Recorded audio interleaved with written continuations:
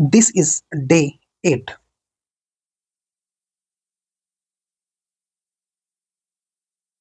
and इसमें हम क्या क्या कवर करने वाले हैं. So we are going to cover the our core topic which is ethics in public administration.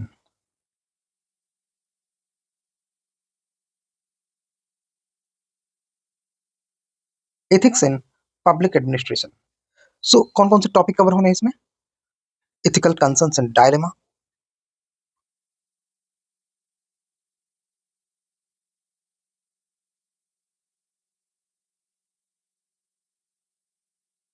ethical concerns and dilemma in public and private institutions, then ethical concerns in government, and some problem due to declining ethical standards among public servants.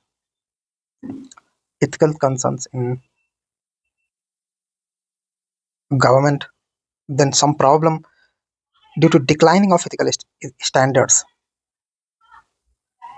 Declining of ethical standards.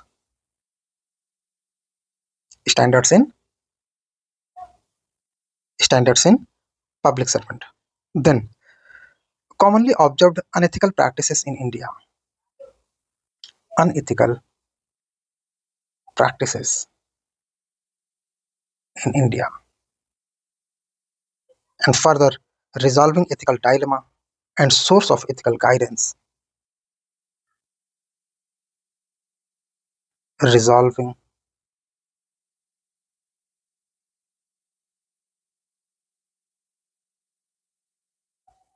ethical dilemma and source of ethical guidance.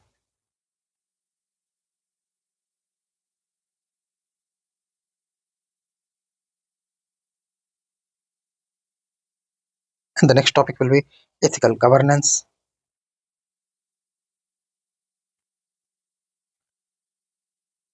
Further accountability.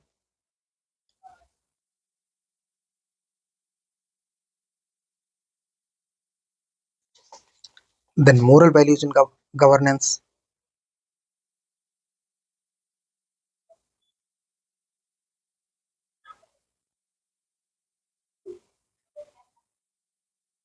And how to strengthen that, सब कुछ हम इसमें समझने वाले हैं.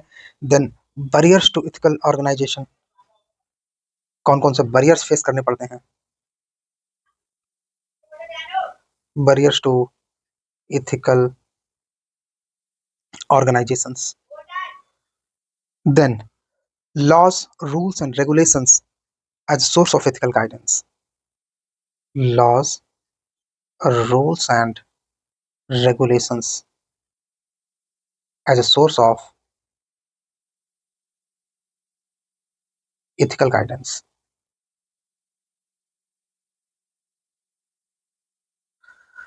Further, we will go for conscience and then moral insight and judicial control over public administration.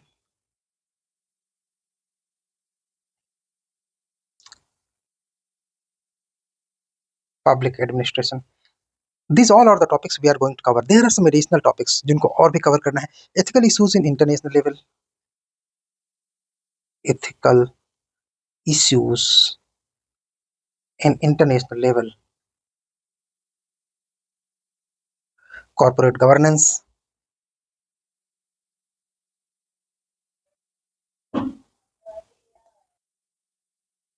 Further, CSR, corporate social responsibility.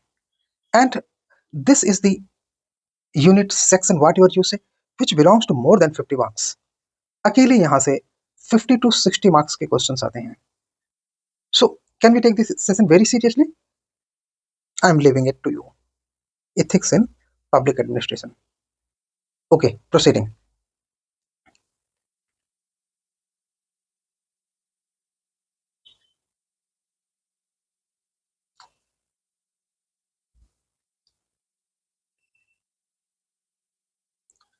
Ethics in public administration या civil services value. थोड़ा introduction level का कर लेते हैं ना. Ethics in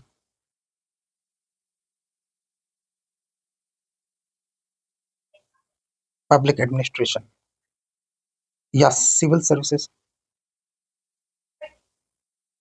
और public services value.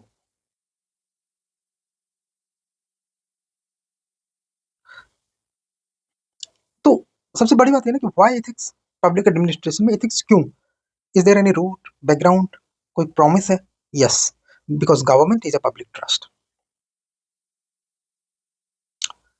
आप लोग कोई भी एब्रिविएशन या शॉर्ट फॉर्म एग्जाम में नहीं लिखेंगे, हम लोग यहाँ पे लिखते हैं समय बचाने के लिए। Government is a public trust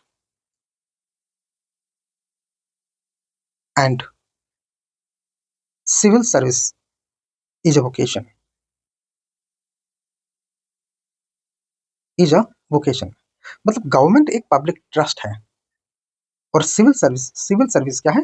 एक वोकेशन, मतलब कार्य करने का तरीका, चीजों को एग्जीक्यूट करने का तरीका। Indian constitution envisions creating a welfare state. Indian constitution welfare state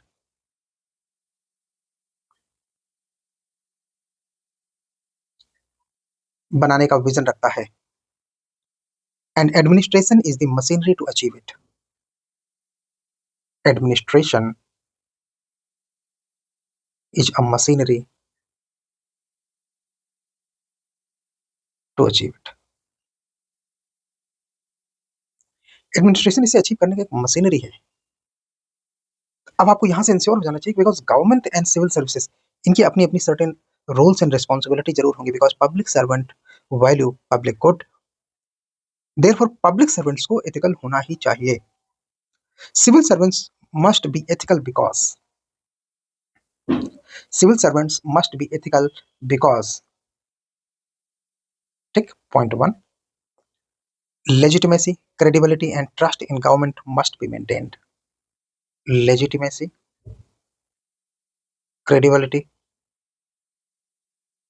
and public trust, ये होना चाहिए किसमें? गवर्नमेंट में। To, to establish a welfare state and streamline developmental process. Welfare state बनाने के लिए and to streamline developmental process, developmental process को achieve करने के लिए, स्ट्रीमलाइन करने के लिए। To achieve social cohesion, to achieve social cohesion and social capital in the society. Social capital in the society. अब यहाँ पे एक टर्म यूज हुआ सोशल कोहेशन, इसको हम समझ सकते हैं क्या? Answer yes. सोशल कोहेशन का मतलब क्या होता है? It is the degree of unity and solidarity among social, among group of the people. So degree of unity and solidarity, degree of unity and solidarity. और क्या क्या इसमें फीचर्स होने चाहिए? तो इसमें होना चाहिए sense of belongingness, sense of belongingness, trust, respect, tolerance. ठीक है, ये सारी चीजें क्या पैदा करते हैं? Social cohesion. सोसाइटी में कोहेशन बना रहना चाहिए, that is necessary. Social capital का क्या मतलब है? सोशल कैपिटल अपने आप में कहलाता है शेयर्ड वैल्यूज। करेंगे आगे सब कुछ डिटेल में करेंगे, थोड़ा थोड़ा करके आपको टर्म्स समझ में आने लगे, इसलिए हम लोग यहाँ यहीं से आपके टर्म्स को एक्सप्लेन करने की कोशिश कर रहे हैं। शेयर्ड वैल्यूज और resources that allows individuals to work together, तो अपने आप में शेयर्ड वैल्यूज ही हुआ। इसके ज्यादा जरूरी है एग्जाम्पल्स जानना, तो एग्जाम्पल्स आइए देखते हैं, जैसे कि social network, social network, benefit, social interactions, social interactions. अच्छा, अगर आपकी मोबाइल के डिवाइसेस छोटे होने इसको जूम कर लो, अपनी मोबाइल की जो स्क्रीन है उसको थोड़ा जूम करके देख लो, because we have to cover lots of thing. हम बहुत ज़्यादा पेजेस नहीं ऐड करेंगे, इसके प्रिंट आउट्स भी देने होते हैं।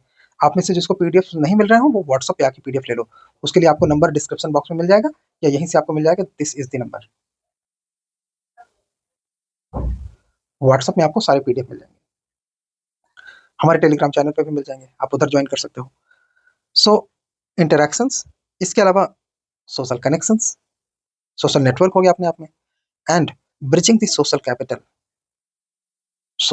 ब्रिजेस, सोशल कैपिटल ब्रिजेस, ये चीजें अपने आप में सोशल कैपिटल होती हैं। और क्या अपेक्षा की जाती है सिविल सर्विसेज से? पॉइंट 3 हो चुके थे, 4।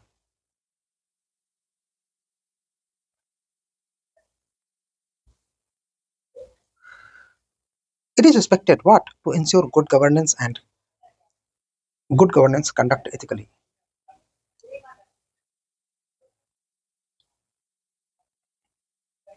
Next, to make sure direction is exercised in a bona fide manner. Direction execution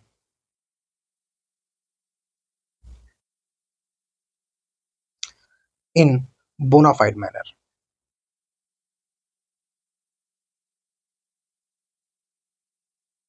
again terms हमको मिल गया बोनाफाइड मैनर, तो हमको पता होना चाहिए क्या है।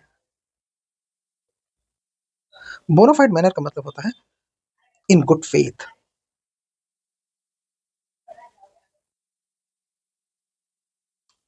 genuine, implied sincerely, and with authenticity. So authenticity होनी चाहिए,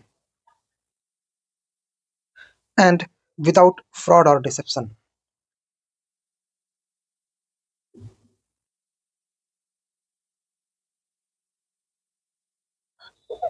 ठीक है, विदाउट फ्रॉड और डिसेप्शन, तो ये बोनाफाइड मैनर होता है। गुड फेथ में काम करने चाहिए सिविल सर्वेंट्स को।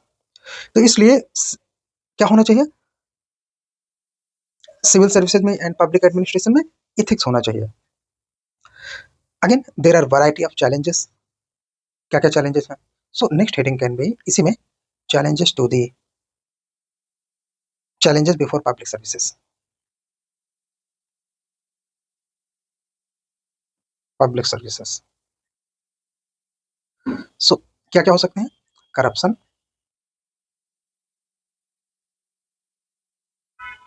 Corruption, politicization of bureaucracy,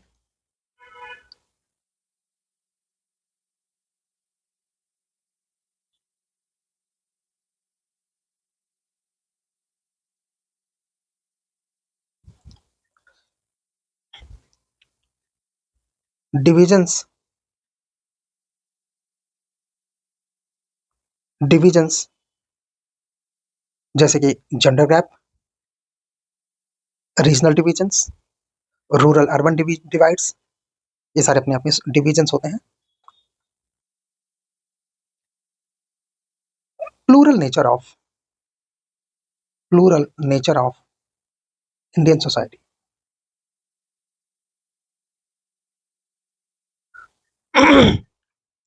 economic issues, basically poverty. ठीक है, economic issues.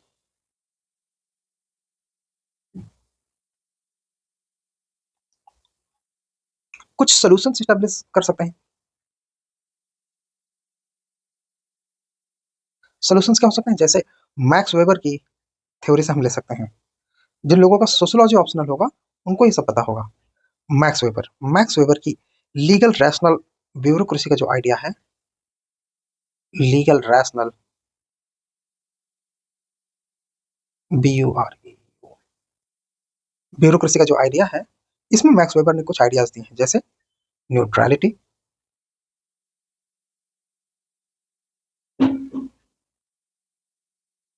Neutrality,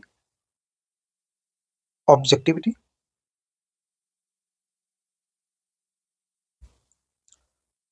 rules and regulations,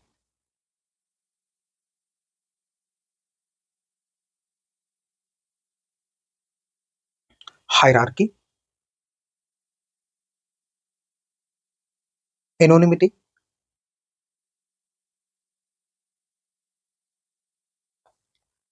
and expertise. सारे टर्म्स के हम लोग एग्जाम्पल और सब कुछ आगे डिटेल में करने वाले हैं, so do not be worry. ठीक है, बट स्टिल ये सारी चीजें होने के बावजूद इन सारी चीजों को होने के बावजूद why not good administration still? But why not good governance still. So इसका इसका जो आंसर है वो हो सकता है टू मच रूल्स ओरिएंटेशन। ये भी वेबर ने अपने टाइम में बताया था। आप उसका नाम भी लिख के कर सकते हो, अपने आप से भी कर सकते हो। Too much rules oriented, rules orientation. Iron cage एक वर्ड जरूर लिख देना, ये सोशियोलॉजी वालों को फिर पता होगा आयरन केज क्या है। यही मतलब होता है टू मच रूल्स ओरिएंटेशन। नियमों में ही आप एक पिंजरे की तरह फंस गए, कोई आउटकम नहीं है, बस करे जा रहे हैं। Absence of public spirit.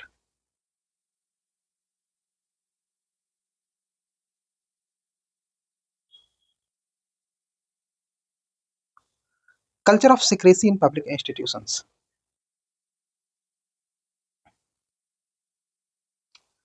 Culture of secrecy in public institutions.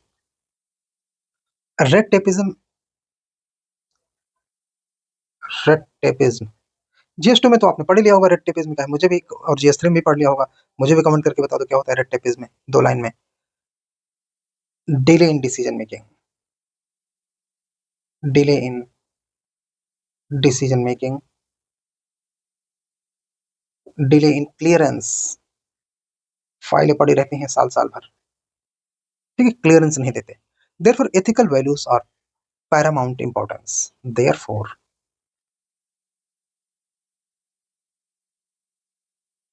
Ethical values are of paramount importance. ठीक, अब आपको पता चल गया कि क्यों गवर्नेंस में एथिक्स की जरूरत है, बिकॉज ऊपर इतनी सारी चुनौतियां जो हमने बात की। So moving to next topic, it is ethical concerns and dilemma in public and private institutions. इसका पहला पार्ट है ethical concerns in private public institutions. Ethical concerns in public institution. Public institutions में एथिकल कंसर्न्स क्या क्या हैं, आइए देखते हैं। लीगल एंड रैशनल कंसर्न्स हैं कुछ, जैसे decision should be based on rationality rather than personal belief and action taking within the sphere of laws. So ये हो गए हमारे legal and rational concerns. Legal, rational. तो लीगल क्या है और रैशनल क्या है, दोनों हमको अलग अलग पता होना चाहिए। So decision should be taken rationally, not by personal belief. तो ये हो गया बिलीफ बेस्ड डिसीजंस। हमने कंसर्न्स लिखा है ना हेडिंग में यहाँ पे, इसलिए हमने इसको इस तरह से लिखा है। आप इसको सोल्यूशन में लिख सकते हैं ऐसे। सोल्यूशन है decisions must be taken rationally, मतलब रैशनल डिसीजंस। ये इसका सोल्यूशन है। इसके अलावा action must be within the sphere of rules and regulation. चलो इसको डायरेक्ट लिखते हैं। Action must be within the sphere of laws, rules and regulations. ये हो गया legal and rational. Responsibility and accountability. So responsibility,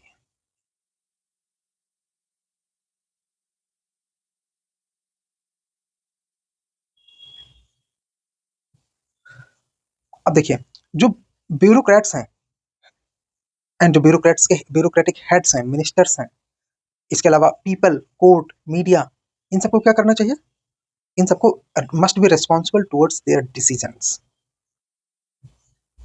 and accountability किस चीज में होती है,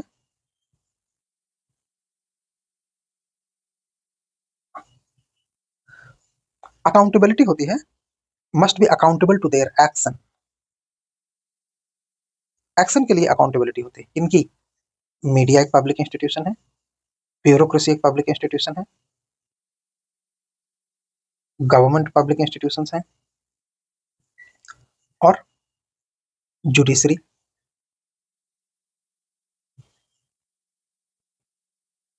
मिनिस्टर्स अपनी इंडिविजुअल कैपेसिटी में, ब्यूरोक्रेटिक हेड्स अपने इंडिविजुअल कैपेसिटी में, ये सब पब्लिक एजेंसीज हैं।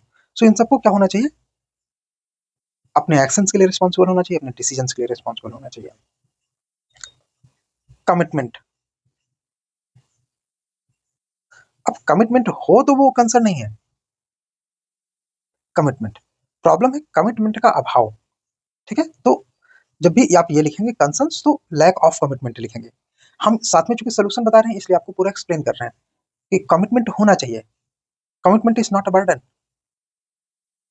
It is not the burden. Not a burden नहीं लिखना, नॉट द बर्डन लिखना। ठीक है, it is not the burden.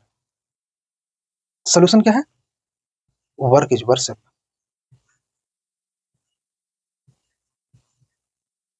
बहुत सावधानी से लिखना, आपने जरा सी गलती की तो नुकसान हो जाएगा। एफिशिएंसी एंड इफेक्टिवनेस की कमी है, ऑप्टिमम यूटिलाइजेशन होना चाहिए, एंड जो डिजायर्ड गोल है उनको अचीव किया जाना चाहिए। So there is lack of efficiency and effectiveness,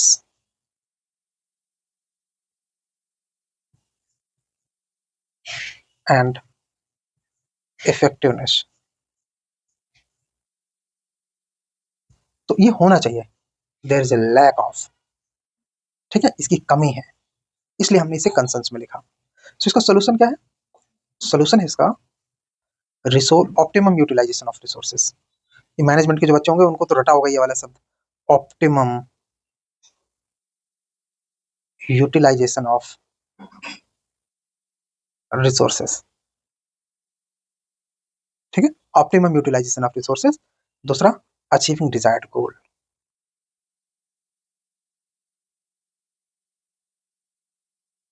इस तरह से हम चीजों को अचीव कर सकते हैं। Okay, further, responsiveness.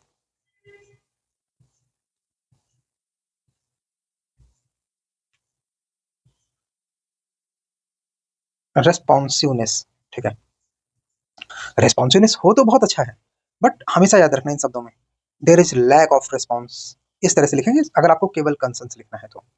अगर इसके आप सोल्यूशन की बात करेंगे तो responding effectively to public demand. Next, national interest.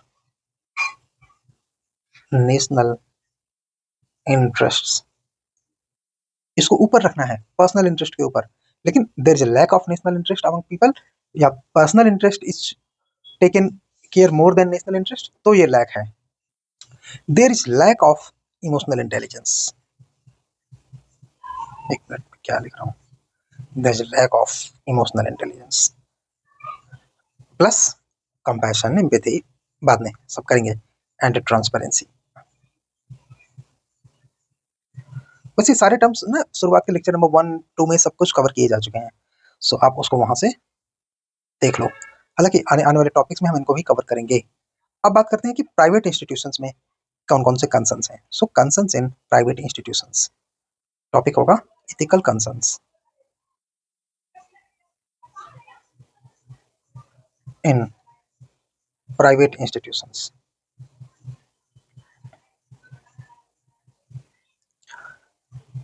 से तो यहाँ पर जो कंसर्न्स हैं वो थोड़े से अलग हैं। यहाँ पर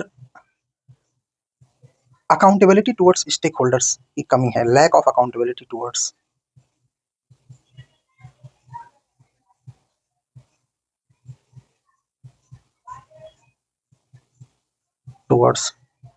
स्टेक होल्डर। अभी स्टेक होल्डर क्या होते हैं इसको भी समझ लेते हैं। स्टेक होल्डर क्या होते हैं समझते हैं। सो स्टेक होल्डर्स होते हैं share holders, management boards,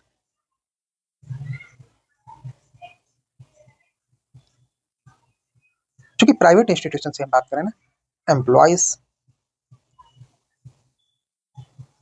suppliers and customers. ठीक है, तो ये स्टेक होल्डर्स होते हैं प्राइवेट इंस्टीट्यूशंस के, साथ में पता होना चाहिए। ओके, इसके अलावा lack of integrity and honesty.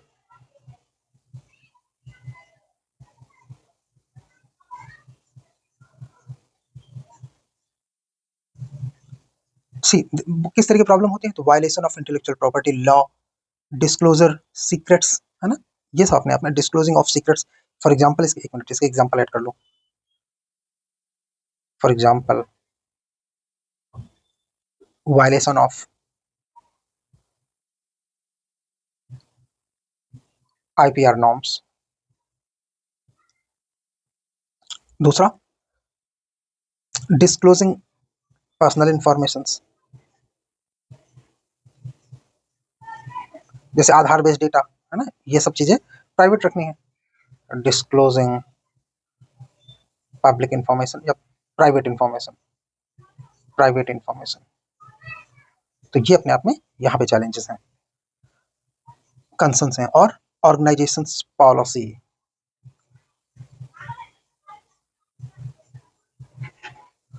Organisation की पॉलिसी कैसे हो सकते हैं कई बार कि सर्विस डिलीवरी के मामले में या एनवायरमेंटल नॉर्म्स, तो लेस केयर अबाउट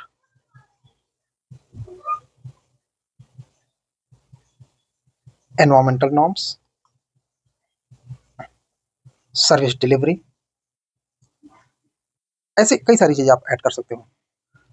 इसके अलावा सोशल रिस्पॉन्सिबिलिटी, सोशल रिस्पॉन्सिबिलिटी,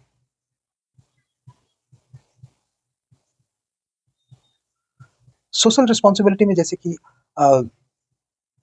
जो भी आप प्रोडक्ट डिलीवर कर रहे हो, सप्लाई कर रहे हो, उनका सोसाइटी में क्या इम्पैक्ट है। For example, promotion of tobacco product,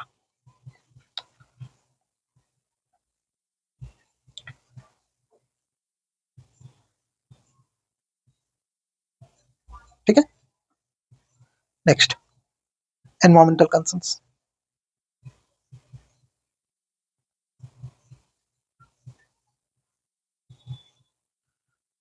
ठीक है। तो इस तरह से आप अपने पॉइंट्स मेक करोगे प्राइवेट इंस्टीट्यूशंस में क्या क्या कंसर्न्स हैं। अब हम टॉपिक को आगे बढ़ाएंगे और इसमें डायलेमास को समझेंगे, क्या होता है डायलेमास फर्दर। नेक्स्ट टॉपिक है हमारा ethical dilemmas faced in public and private institutions. Ethical dilemmas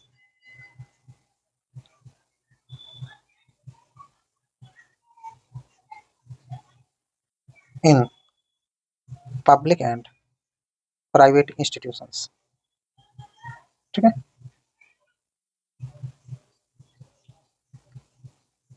तो हमारा मेन फोकस है अब इथिकल डायलेमास पर। सो डायलेमा क्या है? Dilemma is a situation of, what is dilemma?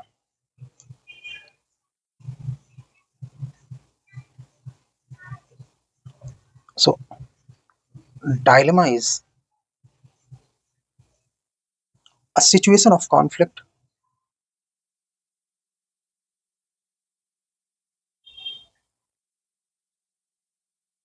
situation of conflict among various principles,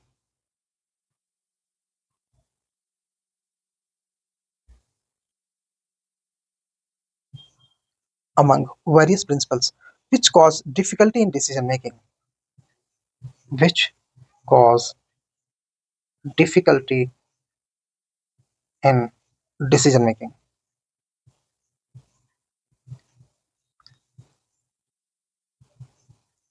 अब देखो, आपको क्लैरिटी के लिए लिखना पड़ेगा। For example, for example, choosing between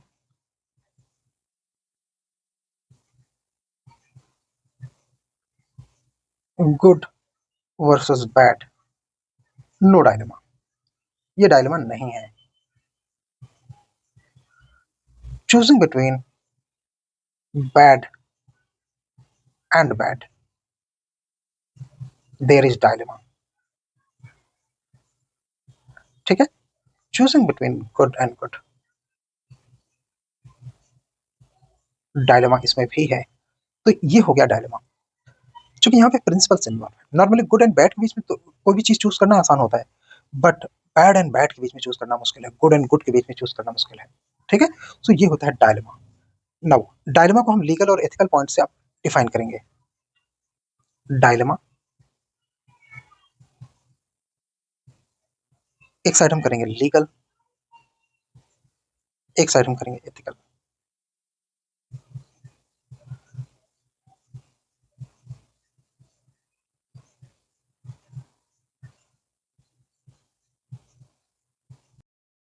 legal dilemma includes mala fide action, मतलब बुरे इरादे से किया गया काम। Honest honesty versus corruption,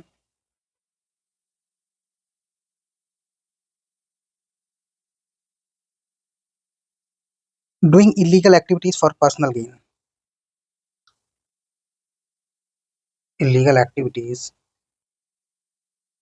for personal gain.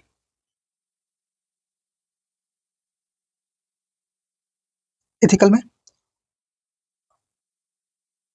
देखो, डायलेमा में हम नॉर्मली चेक करते हैं राइट वर्सेस रॉन्ग, मतलब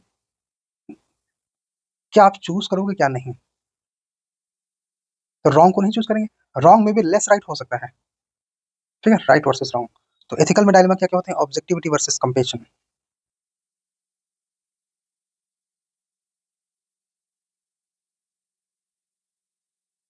तो rule of law versus spirit of law.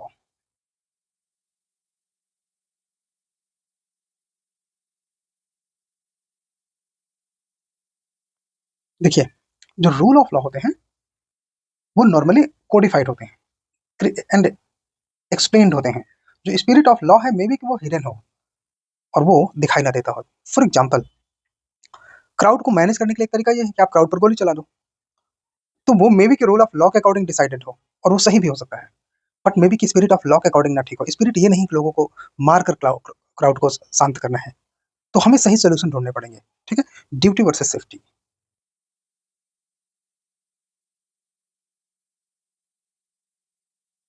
Duty versus safety, and profitability versus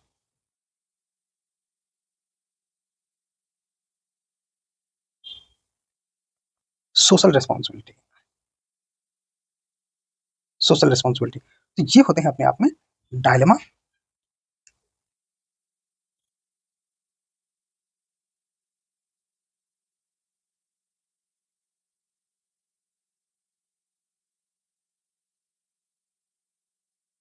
and इसको हमने इस तरह से कैटेगराइज कर लिया है, लीगल वर्सेस।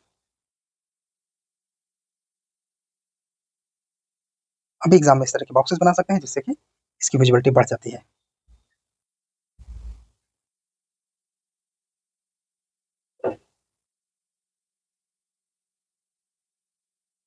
सो ये हो गए आपके एथिकल डायलेमास। मूविंग फर्दर, देखो, आप एथिकल डायलेमास और बढ़ा सकते हैं, जैसे कि आपने देखा यहाँ पे हमने ऑब्जेक्टिविटी, कंपेशन, इस तरह की चीजें देखी हैं। कुछ और हो सकते हैं जैसे transparency versus secrecy, means versus ethics, personal ethics versus professional ethics, इस तरह की डायलेमास और बढ़ सकते हैं। तो वो आप अपने हिसाब से और ऐड कर सकते हो। अगर आप एथिक्स समझते हो तो आपको डायलेमा ऐड करना आसान हो जाता है। जहाँ दो वैल्यू के बीच में आपको कंपैरिजन करना पड़े, टू वैल्यूज के बीच में, तो आपको समझिए कि डायलेमा है। एक काम करते हैं, आप पे न छोड़ते हुए हम लोग इसे कवर करते हैं थोड़ा और डिटेल में। Ethical dilemma, because case study में आपको एथिकल डायलेमा हर जगह एक एक दो दो लिखने पड़ेंगे सारे केस स्टडीज में, तो आपको डायलेमास और अच्छे से पता होने चाहिए। आइए हम ऐड करते हैं ethical dilemmas.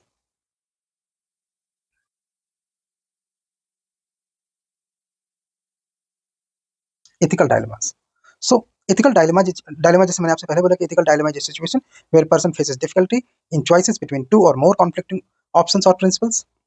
These dilemmas often involve situations where decisions lead to compromise in the values. बहुत अच्छा पॉइंट है। In dilemmas, in dilemma, usually decision leads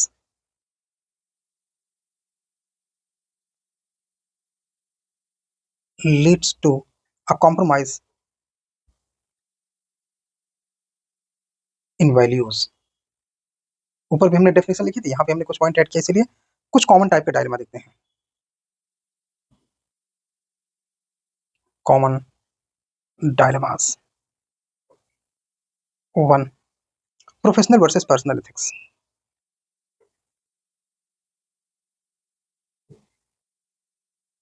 doctor वाला एग्जांपल याद है, होगा ही, है ना। कि डॉक्टर के सामने अगर कोई क्रिमिनल आ जाए तो प्रोफेशनल एथिक्स ये कहता है कि तो भी हमें उपचार करना चाहिए, बट पर्सनल एथिक्स में डॉक्टर कह सकता है कि नहीं, मैं क्रिमिनल का इलाज नहीं करता। तो ये डायलेमा है। Truth versus loyalty.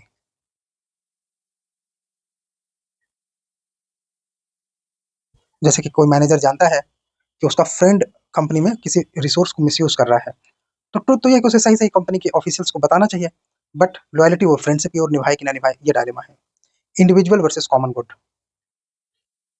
इंडिविजुअल व्यक्तिगत लाभ या समाज का लाभ, कॉमन गुड। ये कुछ कॉमन टाइप के डायलेमा पे हम बात कर रहे हैं, short term versus long term benefits.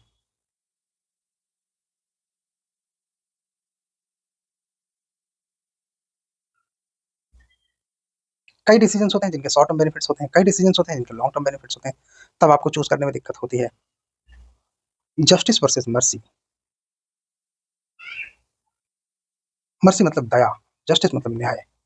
ठीक है, अब हम कुछ सेक्टर स्पेसिफिक डायलेमास पे फोकस करेंगे। तो ethical dilemmas in work place,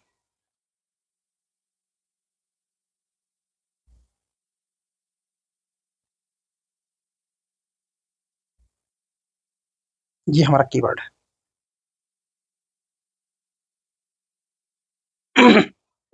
work place में one, whistle blowing versus job security.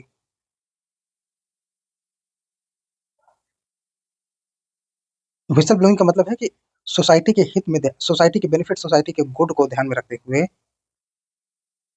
आप ऑफिस की सूचनाओं को लीक करें।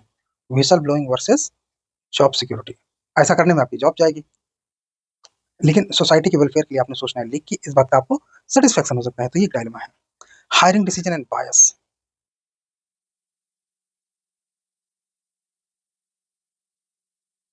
वर्सेस बायस, एंड भी लिखेंगे तो भी ठीक है।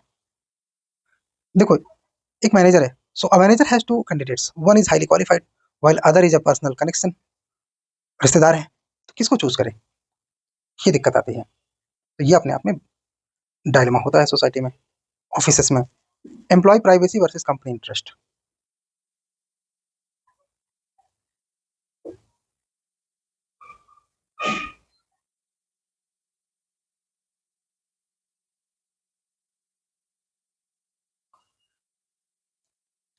अ company monitors employees email for productivity but stumbles upon personal messages, should they act on the private information or not? उनको पर्सनल इन्फॉर्मेशन मिलती है, मे बी कि वो कंपनी के लिए प्रॉफिटेबल ना हो, तो उन्हें क्या ध्यान देना चाहिए, प्राइवेसी का ध्यान रखना चाहिए या कंपनी के इंटरेस्ट को ध्यान में रखते हुए ईमेल पढ़ने चाहिए, ये अपने डायलेमास होते हैं। और आपको जिस तरह के टॉपिक मिले उसी तरह का डायलेमास लिखिए। एथिक्स में इनका यूज होगा, मैं बार बार इनको बता रहा हूँ आपको। सेकंड है हेल्थ केयर सेक्टर में डायलेमा, जो dilemmas in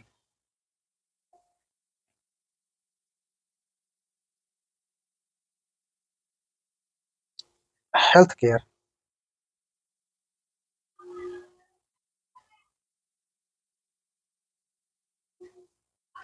dilemmas in health care, informed consent versus life saving treatment,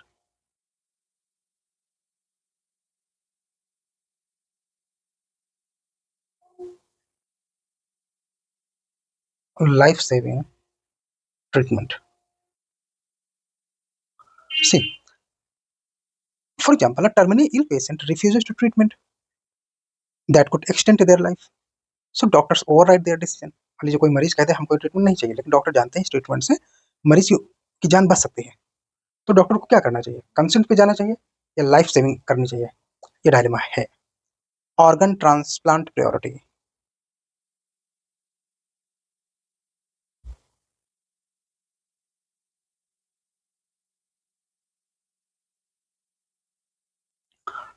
to patient need a liver transplant, one is law abiding teacher and other is a history of substance abuse, मतलब एक ऐसा teacher है जो law follow करता है और दूसरा है जो कि शराब वगैरह पीता है, अल्कोहलिक है या कोई भी सब्सटेंस लेता है, किसको पहले, किसका इलाज पहले करना चाहिए अगर लिवर ट्रांसप्लांट जैसा सीरियस मामला है तो। ऐसे डायलेमास भी आते हैं हेल्थ केयर में। Doctor patient confidentiality, confidentiality versus public safety. For example, a psychiatrist learns that a patient is planning a violent act, should they report it even if it violates confidentiality? मान लीजिए कि doctor को पता चल गया psychological behaviour से, तो उसे पेशेंट की कॉन्फिडेंशियलिटी को मेंटेन रखना चाहिए या रिपोर्ट करना चाहिए कि पेशेंट कोई वायलेंट एक्ट करने वाला है, ये भी अपने आप में एक डायलेमा है। आगे देखते हैं, डायलेमा इन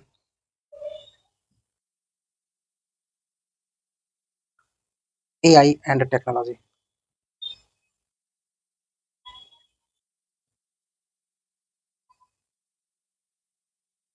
ठीक, एआई और टेक्नोलॉजी की फील्ड में कौन कौन से डायलेमा होते हैं? So autonomous cars versus moral decision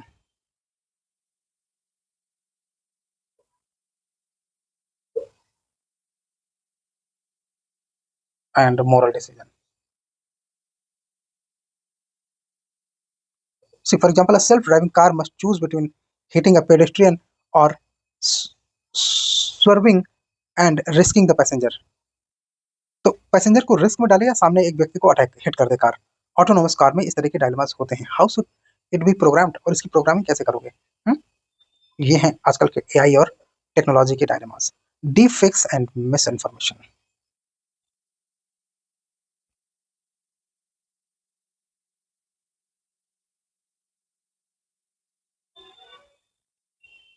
ठीक है. For example, a company develops realistic deep fakes technology, deep fake technology. Should they release it knowing it could be misused for political manipulation? तो क्या करना चाहिए? इसे release करना चाहिए कि इस मिस इन्फॉर्मेशन के डर से नहीं करना चाहिए? इस तरह के डायलेमास होते हैं. Next, AI hiring bias.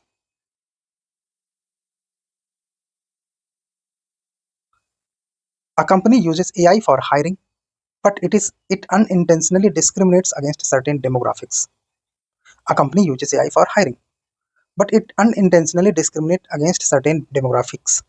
Should they rely on efficiency और intervene manually? तो इस तरह की टेक्नोलॉजी में दिक्कत होती है. जैसे मान लीजिए कि कोई एआई मॉडल है जो कि हायरिंग में काले लोगों को हायर नहीं करता, या वुमन को हायर नहीं करता, या कम हाइट वाले लोगों को हायर नहीं करता, या मान लीजिए कि सिर्फ ऊंची नाक वाले लोगों को, पॉइंटेड नोज वालों को हायर करता है, या केवल पतले लोगों को हायर करता है. तो इस तरह के डेमोग्राफिक बायस हो सकते हैं कि नहीं? तो ऐसी कंडीशन में कैसे इसको हैंडल किया जाए, ये अपने आप में डायलेमा है. ठीक है. So dilemmas in social and personal level.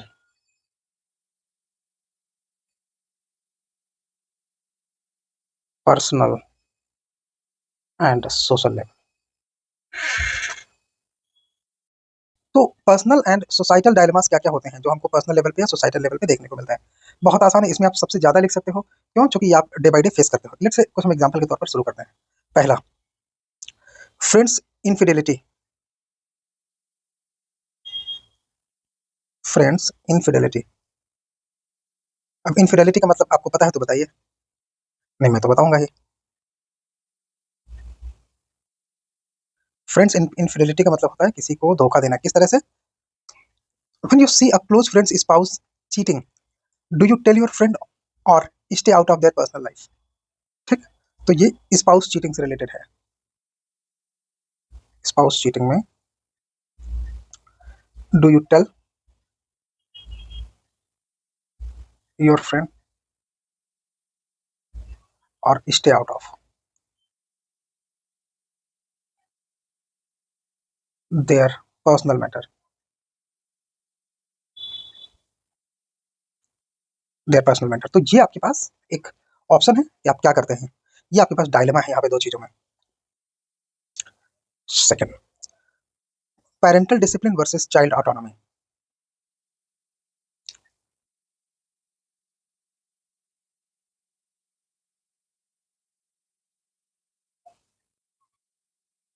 इसमें आप युवराज सिंह का एग्जाम्पल लिख सकते हैं. आपको पता है कि युवराज सिंह के फादर ने युवराज सिंह की जो स्केटिंग की फर्स्ट ट्रॉफी थी, गोल्ड मेडल था, तो उसमें उन्होंने उनके रैकेट्स वगैरह फेंक दिए थे. क्यों? बिकॉज वो चाहते थे कि युवराज सिंह क्रिकेट में मास्टर बने. तो ये तो पेरेंटल डिसिप्लिन हो गया. और उसके लिए उनके फादर ने क्या आर्गूमेंट किया? ये कि हम आपका फ्यूचर जानते हैं बेटा. जबकि चाइल्ड ऑटोनॉमी क्या थी कि युवराज सिंह को खेलना पसंद करते थे. ठीक है. हालांकि बाद में वो क्रिकेट भी पसंद करते थे, बट एक उस टाइम में तो ये डायलेमा हुआ होगा. Lying to protect feeling. अपने फीलिंग्स को छिपाने के लिए झूठ बोलना. ये शादीशुदा वाले लोग सबसे अच्छा जानते होंगे. या जब सगे भाई बहनों में लड़ाई झगड़े होते हैं तब आपने देखा होगा कि कैसे आप अपने फीलिंग को छिपाने के लिए झूठ बोलते हैं. ठीक है. लॉ एंड जस्टिस में किस तरह के एथिकल डायलेमास होते हैं, हम उस पर फोकस करेंगे आगे. तो आगे हम फोकस करेंगे ethical dilemmas in law and justice.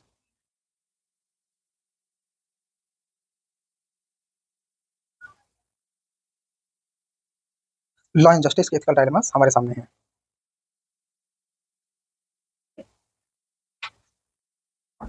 ठीक है. तो इसमें पहला क्या हो सकता है, आइए देखते हैं.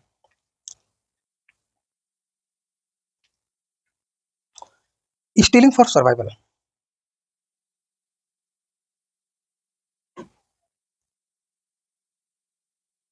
जैसे पेट भरने के लिए रोटी चुराना।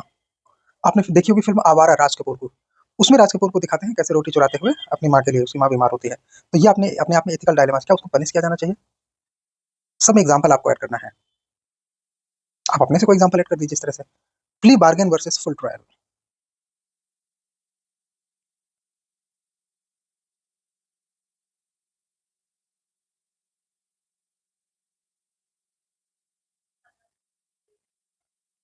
Plea bargain versus full trial मतलब एक प्रोसिक्यूटर हो सकता है, so a prosecutor can convict a guilty suspect with a lesser sentence through a plea deal or risk them going free in a full trial. What should they do? उनको क्या करना चाहिए कि मतलब सेटल कर लो कि कम सजा मिले, छोटी सजा मिले, या फुल ट्रायल के लिए आप संघर्ष करो? फुल ट्रायल में हो सकता है कि उसको उम्र कैद हो जाए, फांसी हो जाए, है ना, सेटलमेंट में आप नहीं कर रहे हैं तो। Third, retribution versus rehabilitation,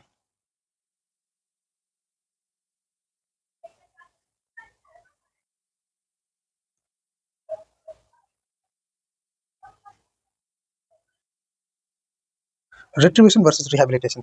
a criminal is genuinely genuinely remorseful, सच में वो दुखी है। Should the justice system focus on punishment और रिहैब, उसको दंड देना चाहिए या उसको सुधरने का मौका देना चाहिए? तो इस तरह के कुछ डायलेमास हैं जिनको हमें आगे अपने सेशन में याद रखना है। ठीक है, इनकी जरूरत आपको केस स्टडीज में पड़ेगी। आगे हम टॉपिक में नई चीज ऐड करने वाले हैं, सो अब चलेंगे आगे।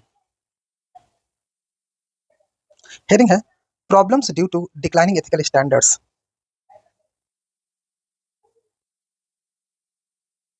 Due to declining ethical standards among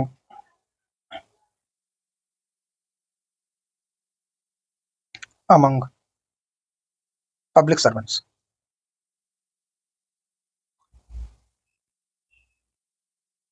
among public servants, ठीक है। सो आइए देखते हैं। First, abuse of personal authority,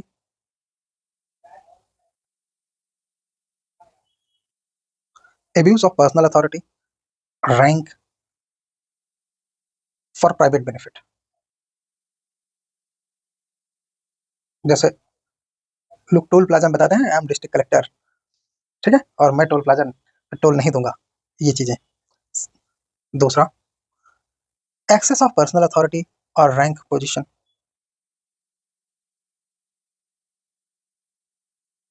access of personal authority और रैंक और पोजीशन। अब इसका क्या एग्जांपल हो सकता है? सो जैसे कि कोई ऑफिशियल है, वो कोई एक्शन ऐसा करते हैं जो beyond their merit, beyond their jurisdiction right या कैपेसिटी हो, तो उसको एक्सेस कहते हैं। नेग्लिजेंस, पुलिस पर आप इसका आरोप बराबर लगाते हो कि अपना काम नहीं ठीक से कर रहे हैं। ब्राइबरी, घूस लेना। फोर्जरी, फोर्जरी का मतलब होता है धोखेबाजी। जैसे अ, कई सारे कारणों से कई बार ऐसा होता है कि public servants do not collect use the required data. जैसे मान लीजिए कि कहीं क्राइम सीन है, उन्होंने पैसे लिए हैं और डेटा कलेक्शन ही नहीं कर रहे हैं। ठीक है, तो इस तरह के अपने आप में, अब यहाँ पे आप कई तरह की चीजें ऐड कर सकते हो, सब में आपको एग्जाम्पल ऐड करना है। सो प्लस एग्जाम्पल, ठीक है। जैसे आपको पता है कि आरुषि तलवार के केस में पुलिस पर इस तरह का आरोप लगा कि उन्होंने within 24 hour forensic sample क्यों नहीं कलेक्ट किए, है ना, तो आप वो चीज लिख सकते हो। आप ये मत लिखना कि ऐसा उन्होंने, पुलिस ने सच में किया। आप बोलो कि पुलिस वॉज ब्लेम्ड, ऐसा लैंग्वेज आपकी ये होनी चाहिए, बिकॉज वो प्रूवन नहीं है कि पुलिस उस तरह से इन्वॉल्व थी कि नहीं। नेक्स्ट टॉपिक आगे बढ़ेंगे। So some commonly observed unethical practices in India, या हम सीधे बात करें तो अनएथिकल प्रैक्टिसेस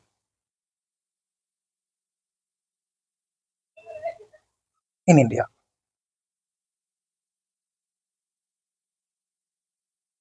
कौन कौन से हैं? सो ये अलग अलग फील्ड में हम इनको फोकस करेंगे सो दैट कि हमको ज्यादा अच्छे से क्लैरिटी हो सके। सो unethical practices in India exist just like in every case, in every country, and there are various sectors. In every sector, some kind of unethical practices are found. It is very difficult to say that there is no sector without unethical practices. So first we can add like corruption and bribery.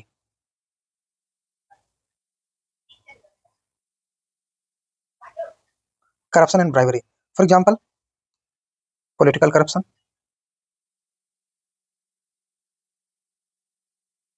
Political corruption, इसमें आप कुछ चीजें डाल देंगे जैसे कि politicians accepting bribe, misusing public fund, manipulating policies for personal gains. Second, bureaucratic corruption. Bureaucratic corruption, ठीक है, इसमें आप क्या लिख सकते हैं? Government officials demanding bribe for processing of application, issuing licence and providing basic services. तो मतलब लाइसेंस देने के लिए, बेसिक सर्विस देने के लिए. अब देखते हैं ना सरकारी ऑफिस में क्या चलता है, हर जगह आप आरोप लगाते हैं कि हाँ बिना पैसे के काम नहीं होता, वही तो है ये. देन जुडिशियल करप्शन, इसमें आप लिख सकते हैं कि delayed injustice, favouritism, bribering, bribery for influencing court ruling, इस तरह के. Second, business and corporate unethical practices. हम सारे सेक्टर को क्यों कर रहे हैं? बिकॉज किसी एक सेक्टर का या दो सेक्टर का आता है यूपीएससी में, तो आप उसके लिए थोड़ा सा तैयार रहेंगे. Business and corporate unethical practices.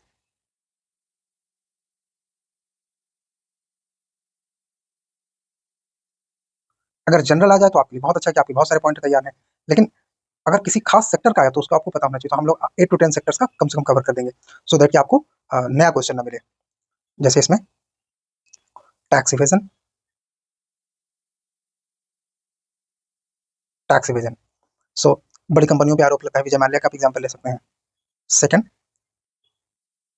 False advertisements, misleading consumer, consumers को मिसलीड करते हैं, जैसे फेयरनेस स्कीम्स में है, एजुकेशनल इंस्टीट्यूशन बोलते हैं 100% प्लेसमेंट हो रहा है, ये सब फॉल्स एड्स हैं. कॉर्पोरेट फंड्स,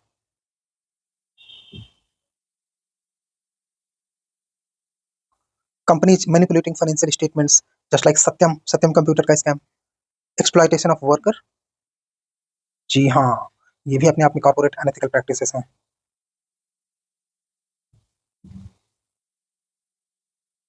अभी किस टाइप के हो सकते हैं? Poor wage, unsafe working condition, child labour, exploitation of woman, extra hour work without pay and reporting, ये चीजें. Third, health care and medical malpractices.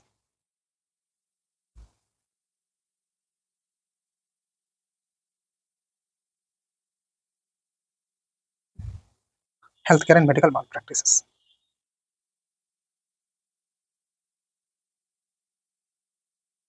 इसमें कैसे हैं? जैसे overcharging and fake billing.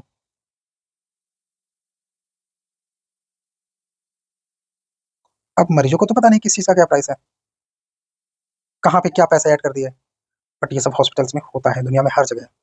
Fake medicine,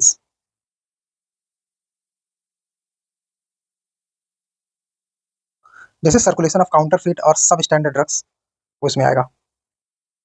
third, organ trafficking.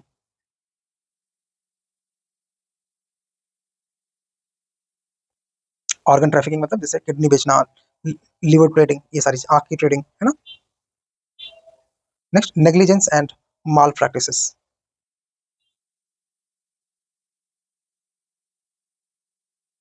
Patients का ध्यान ना देना जिसकी वजह से उसको सीवियर हेल्थ इश्यूज हो जाना, अननेसेसरी सर्जरीज करना प्रॉफिट कमाने के लिए, ये नेग्लिजेंस एंड माल प्रैक्टिसेस में आएगा. पहला नेग्लिजेंस का है, दूसरा एग्जाम्पल जो हमने बोला वो माल प्रैक्टिसेस का है. ठीक है, एजुकेशन सेक्टर के क्या करप्शन है उस पर फोकस कर सकते हैं.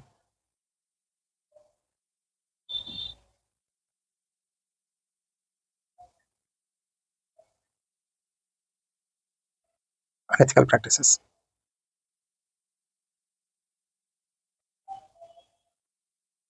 एजुकेशन के फील्ड में थोड़ा सा कॉमन है, आप जानते होंगे.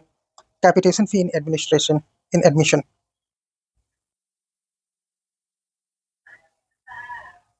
कैपिटेशन फी इन एडमिशन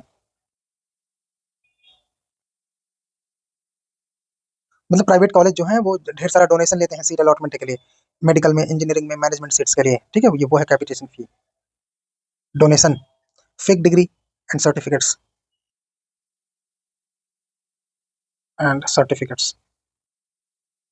इसमें आप उसका अरिंदम चौधरी का वो था आईआईपीएम, वो फर्जी डिग्री दे रहा था, उसका आप एग्जाम्पल ले सकते हो. Plagiarism and academic dishonesty.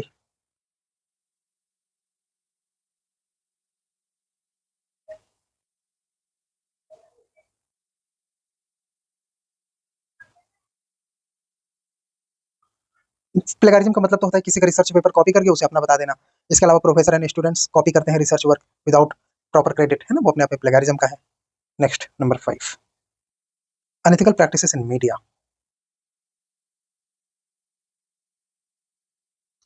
In media किस किस तरह की चीजें चलती हैं? So paid news,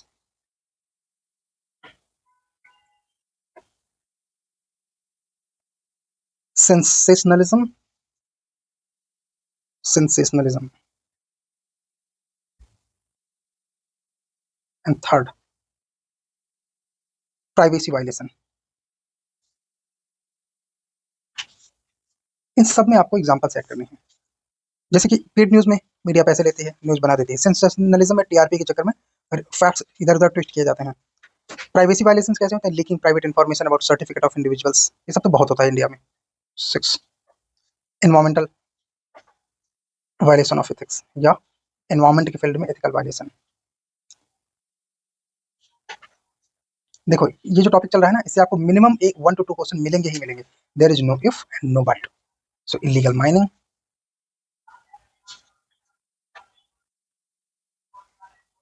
industrial pollution,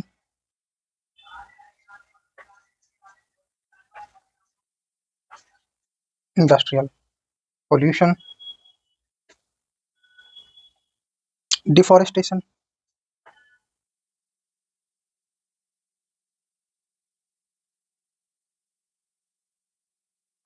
land encroachment.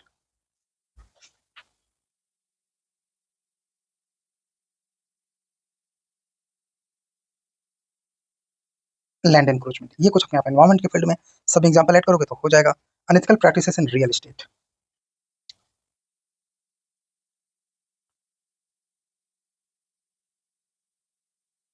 Land grabbing, जैसे illegal occupation of government on और agricultural land by influential people. इसके अलावा delaying of projects, delaying projects, selling properties with legal dispute और इन्फ्लेटिंग प्रॉपर्टी वैल्यूज। इसके अलावा building taking money from home buyers but delaying possessions for years, ये होता है delay, ठीक है ना, डिले प्रोजेक्ट। इसके अलावा misleading property deals, property deals.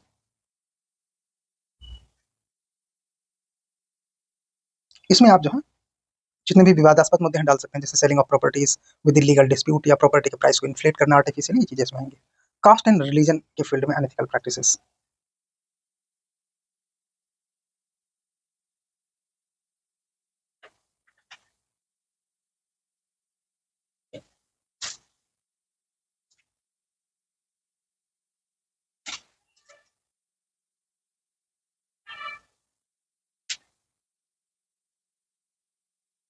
Like caste based discrimination, caste और religion based discrimination.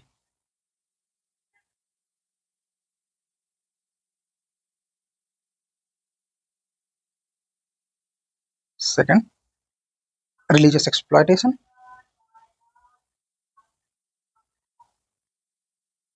and especially of minorities, honor killing,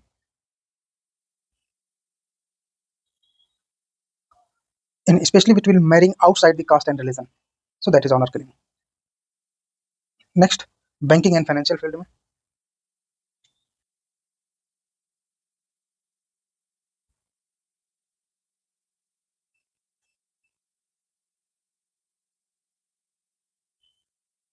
banking and financial field में loan scams, Ponzi scams, and MLM funds, multi level marketing, multi MLM frauds, जैसे स्पीकेसिया या Aves वाले चला रहे थे, इस type की चीजें। And money laundering,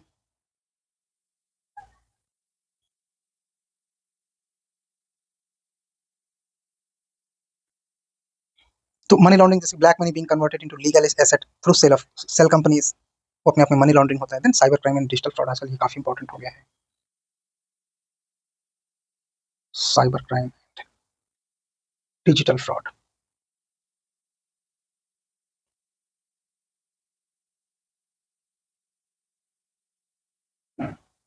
first, online scams,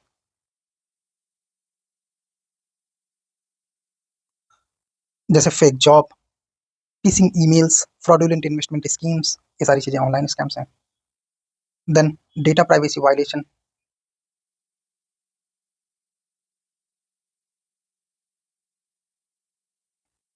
selling user data without consent, इसका एग्जांपल हो सकता है। Deep fakes and fake news,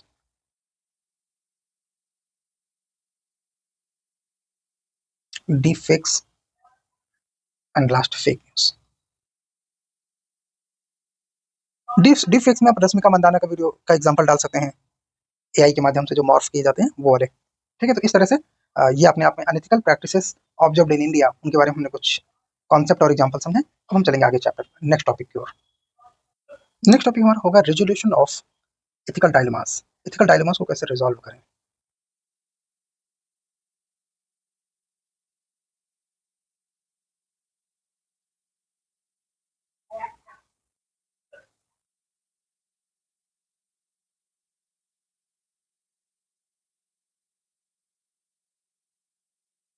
Resolution of ethical dilemmas. So, resolution of ethical dilemmas involve combination of legal measures, institutional reforms, social awareness and personal integrity. कुछ हम यहाँ पे देखेंगे, अभी अगेन सेक्शन वाइज देखेंगे, बिकॉज जिस तरह क्वेश्चन आते हैं आप उसी तरह के रेजोल्यूशन यूज करना है, ब्लाइंडली नहीं लिखना है। जैसे नंबर 1, स्ट्रेंथनिंग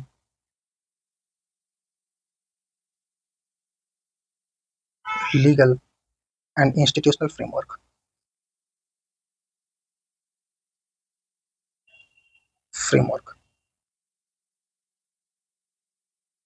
कैसे, इसमें आप लिख सकते हैं strict anti corruption laws,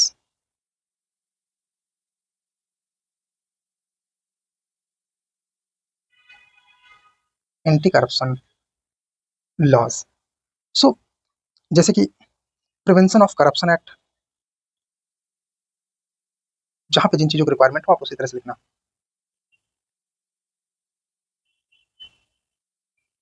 prevention of corruption act 1988, Lokpal and Lokayukta act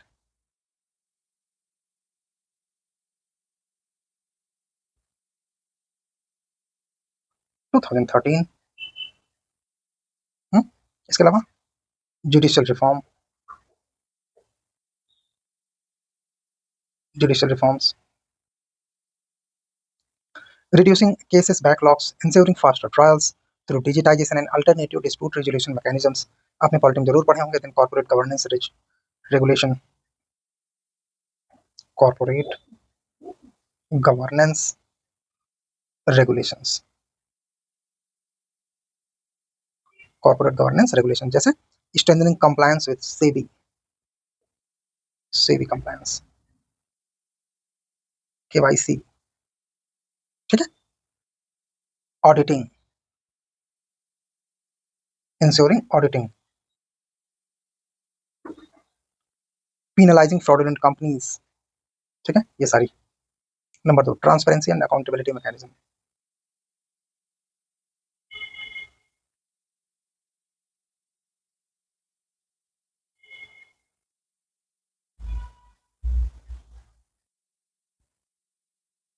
transparency and accountability mechanism, जैसे whistle blower protection.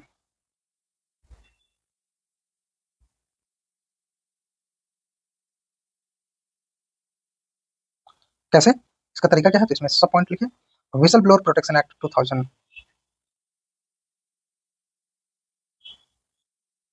Whistle blower protection act 2014, है ना, उन इंडिविजुअल्स को सेफगार्ड करना जो विसल ब्लोइंग करते हैं, बिकॉज विसल ब्लोइंग तो सोसाइटी के लिए इंपॉर्टेंट है। Then RTI 2005,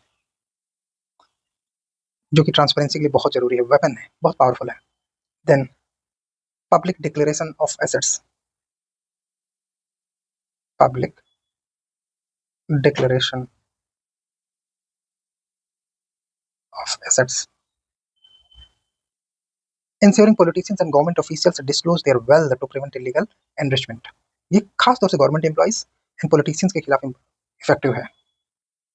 third, ethical business and CSR.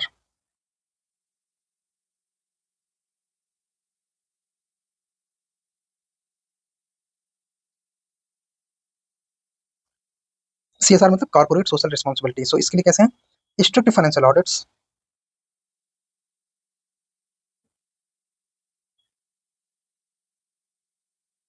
Then इसमें इंडिपेंडेंट ऑडिटर की भूमिका, prevention of corporate fraud, tax evasion, इन सारे एस्पेक्ट पर ऑडिटिंग होना जरूरी है।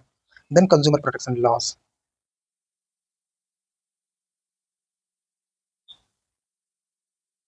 जैसे consumer protection act 2019, consumer protection act 2019 prevent false ad and business mall practices.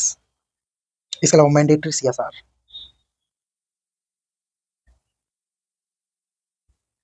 enforcing CSR obligations for large corporations and support social development and protection. 4. Education and ethical awareness.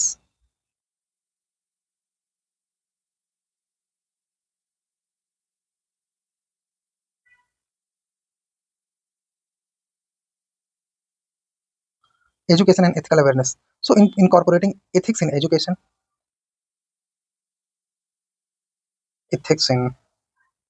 इसको incorporate करना चाहिए। Making ethics, civic responsibility, integrity, इन चीज़ों को part of school curriculum में होना चाहिए। Ethical awareness based papers होने चाहिए, भले क्वालिफाइंग नेचर्स के हों, है ना। जैसे यूपीएससी में एथिक्स का एक पेपर होता है, आप इसको एग्जाम्पल के तौर पर डाल लिख सकते हो। Then strict action against academic fraud.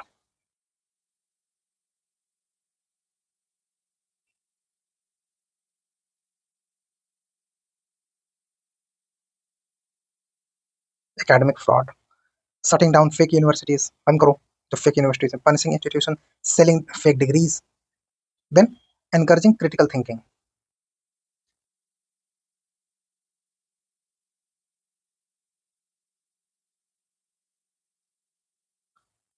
promoting awareness about fake news, propaganda and misinformation so that कि सोसाइटी में मेंबर स्टूडेंट यूथ में क्रिटिकल थिंकिंग ग्रो हो सके।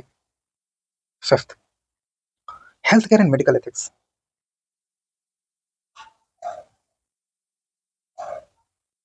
मेडिकल एथिक्स,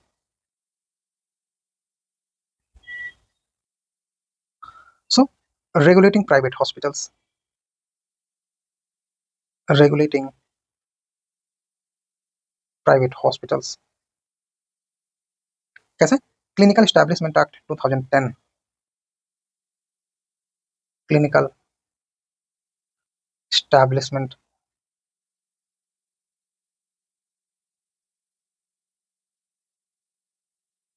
एक्ट 2010 हॉस्पिटल्स के लिए रूल्स एंड रेगुलेशन बनाता है, कैसे, to prevent overcharging, medical fraud and streamlining the procedures, जो भी प्रोसीजर फॉलो किया जाता है उनको स्ट्रीमलाइन करना, ठीक है। Then stronger drug regulations, stronger drug regulations,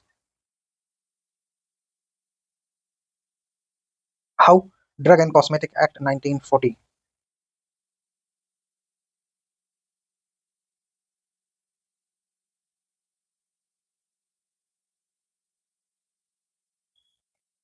ये हमारे काफी समय से चला रहा है, टू प्रिवेंट काउंटरफिट मेडिसिन, जाली दवाओं के लिए। Then transparent organ donation system,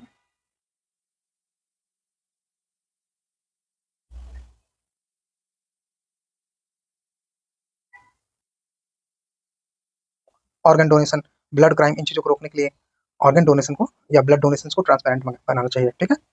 then next, media and information ethics,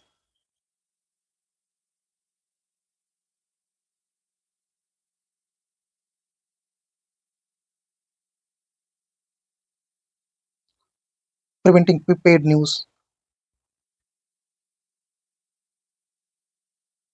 paid news, strict penalties होनी चाहिए मीडिया हाउसेस के अगेंस्ट में, specially engaged in paid news and misinformation. Then fact checking mechanism,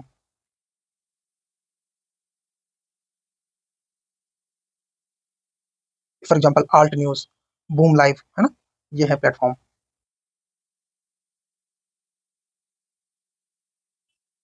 ये अपने आप में फैक्ट चेकिंग का काम करते हैं। हाँ, गवर्नमेंट का भी तो है PIB fact check, PIB fact check,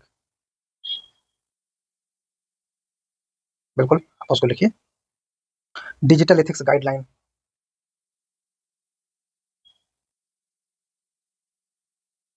digital ethics guideline, जैसे enforcing IT laws to regulate social media and prevent cyber fraud, इसमें आईटी लॉज को एनकरेज करना चाहिए। इंफॉर्मेशन टेक्नोलॉजी एक्ट, हमारा इसमें आईटी एक्ट जिसको बोलते हैं वो। And next, environment protection and sustainable development,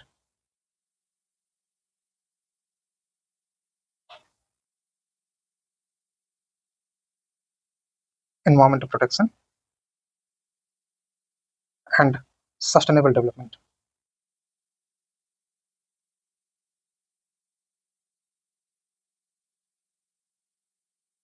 environment protection and sustainable development, इसमें जैसे हम कुछ पॉइंट ऐड कर सकते हैं। फर्स्ट, स्ट्रिक्ट एनवायरमेंटल लॉज,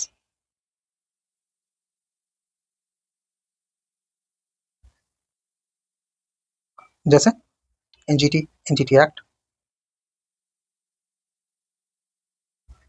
और बॉडी में एनजीटी है सर, एनजीटी है, NGT act. National green tribunal एक बॉडी है, दोनों को आप अलग अलग लिख सकते हो। इसके अलावा कॉर्पोरेट, अच्छा कुछ और, एक मिनट, लॉज में तो आप कई सारे डाल सकते हो ना। Environment protection act 1986, wild life protection act 1972, इस तरह के आप पॉइंट इसमें ऐड करो। Corporate environmental responsibility,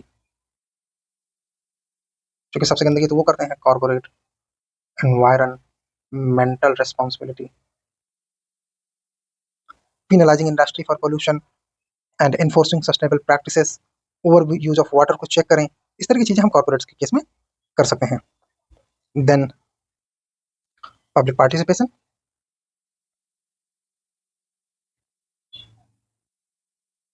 public participation जैसे Chipko movement, citizen led initiative, कई सारे आप डाल सकते हैं। चिपको मूवमेंट तो एक कॉमन है।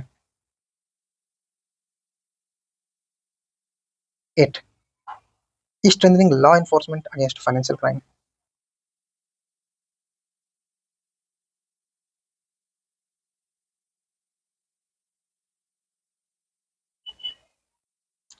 Financial action against banking fraud, financial action against banking fraud, set under PMLA, prevention of money laundering act PMLA, ठीक है। Second, financial action, stronger regulations of Ponzi schemes,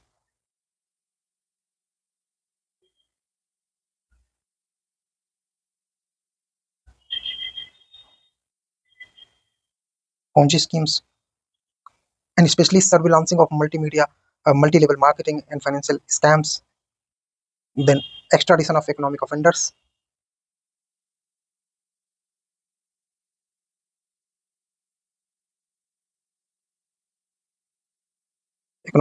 ensuring defaulters like Nirav Modi, Vijay Mallya, so that they could face, they must face justice system in India, addressing caste and religious discrimination.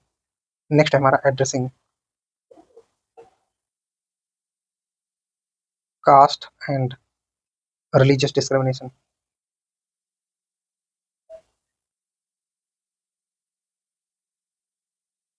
कैसे address किया जा सकता है cast and religious discrimination को?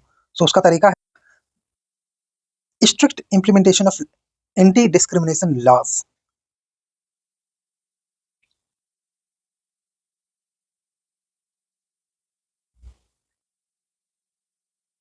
जैसे SC ST, SC and ST, prevention of atrocities,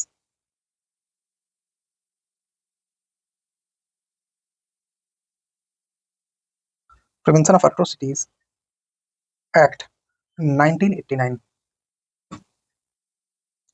Second, ending honor killing,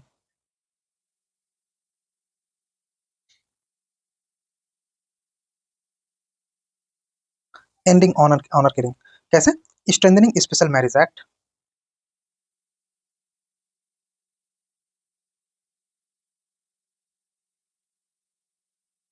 to protect intercaste and interreligious couples. Third, promoting social harmony.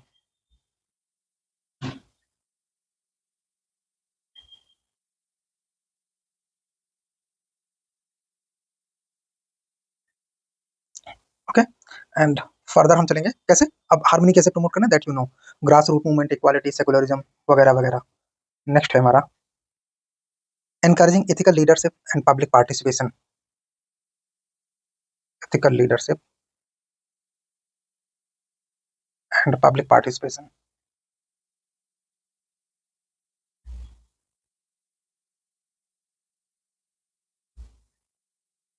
Ethical leadership and public participation कैसे, electing honest leaders,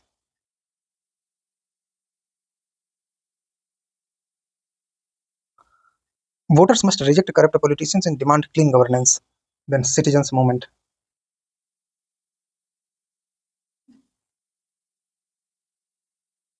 surrounding initiative like India against corruption, इस तरह के citizens movement भी help करते हैं। And personal integrity, बहुत important है personal integrity, ठीक है। सो इस तरह से कलेक्टिव एफर्ट ये सब में जरूरी होता है। कुछ और सोल्यूशंस हो सकते हैं, some other solutions,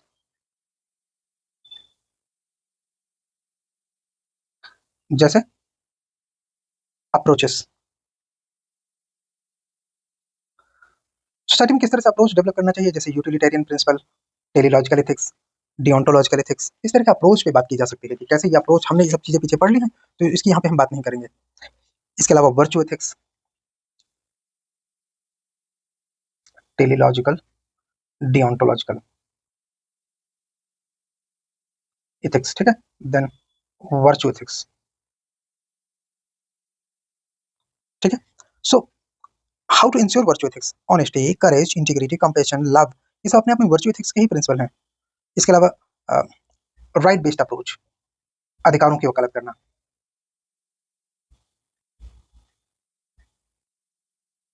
and social justice approach, common good approach,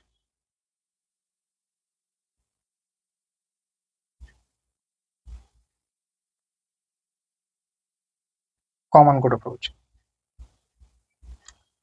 इसके अलावा वॉइस ऑफ कॉन्शियंस, मोरालिटी,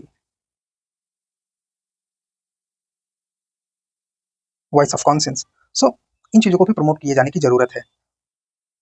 इसके अलावा कुछ और चीजें हम फॉलो कर सकते हैं, जैसे प्रिंसिपल ऑफ 4E, यहाँ पे करते हैं इसे, 4E's कौन कौन से हैं ये, इथॉस, नहीं नहीं यहाँ नहीं, अलग ही पेज में करेंगे, आते हैं 4E's, कौन कौन से 4E's हैं, तो ये हैं ethos, ethics, equity and efficiency, efficiency.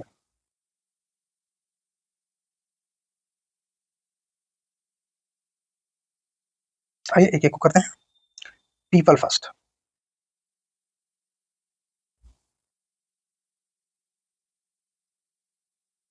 People first, public interest, commitment, ये सब एथॉस होते हैं। Leadership, ethics, integrity, accountability, confidence, courage. अच्छा, इक्विटी कैसे इंश्योर की जा सकती है, consensus building,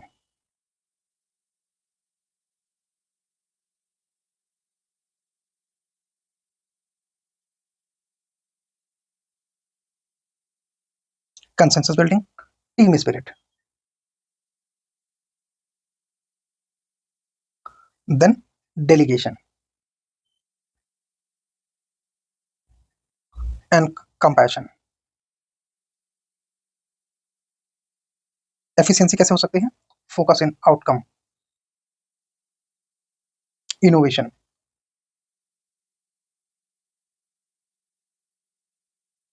effectiveness,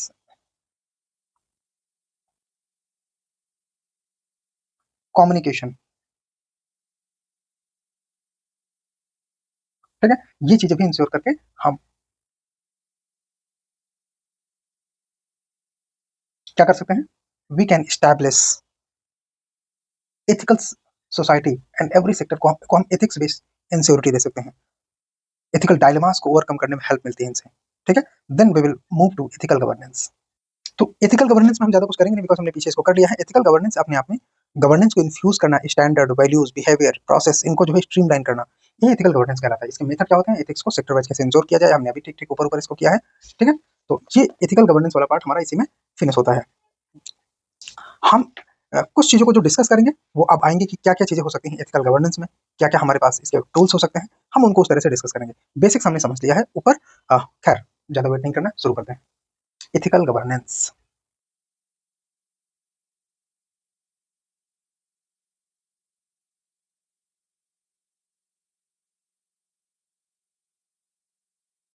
ethical governance को कैसे डिफाइन किया जाता है? सो कौटिल्य के डिफिनेशन से हम चीज़ों को समझेंगे। Kautilya defines ethical governance as in the happiness of the subject, in the happiness of the subjects lies the happiness of the king. Happiness of the king. And in what is beneficial. And in what is beneficial to the subjects, to the subjects his own benefit.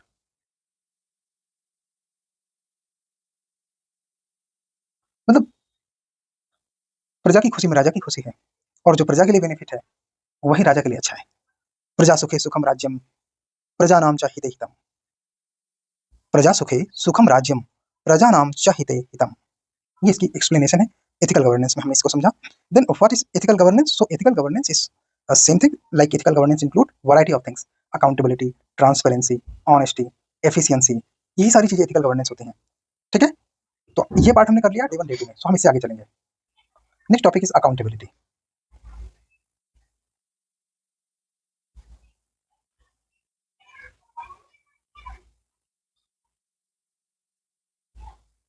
Accountability. Accountability is one of the cornerstone of good governance.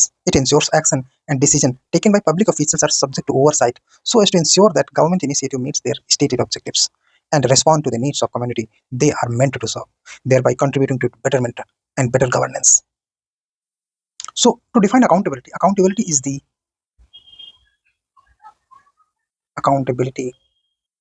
the obligation to take responsibility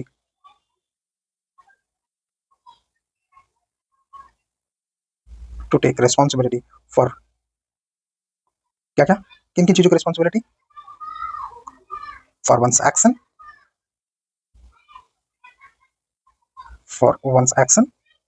and decisions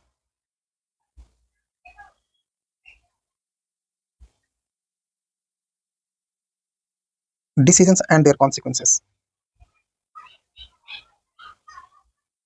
Their consequences of what? So consequences of actions and decisions, ठीक है। इसे हम बोलते हैं accountability. It involves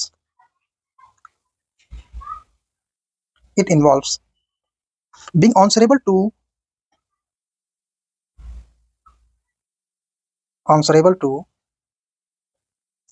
others for one's behavior, मतलब दूसरों के लिए आंसरेबल होना, किस चीज के लिए? अपने बिहेवियर के लिए। Answerable to others for once मतलब अपने बिहेवियर के लिए,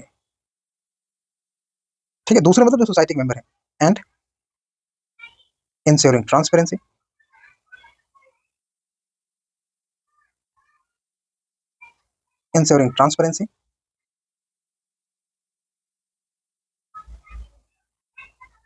and accepting the outcomes whether positive or negative.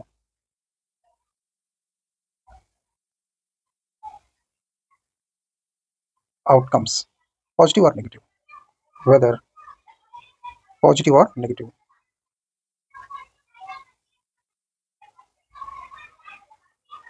In accountability, in ethics, accountability means upholding the moral principles justifying action and facing consequences if ethical standards are violated.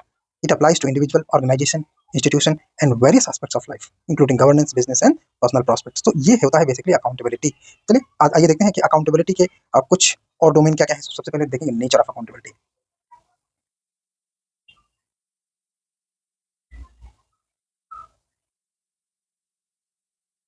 Nature of accountability. So accountability in ethics refers to the responsibility of individual and organization how to uphold moral principles like ownership of their action and being answerable to the consequences। ये हम समझ चुके हैं। तो क्या क्या इसमें आएगा? Moral responsibility,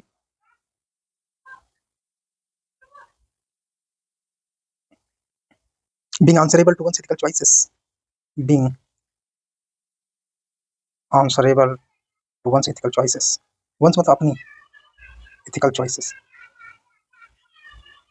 Second, answerability,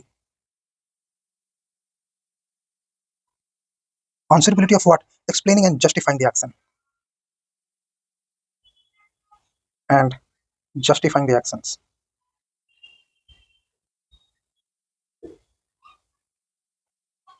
Next, liability, liability of what? Facing consequences for unethical behavior, liability of facing consequences for unethical behavior।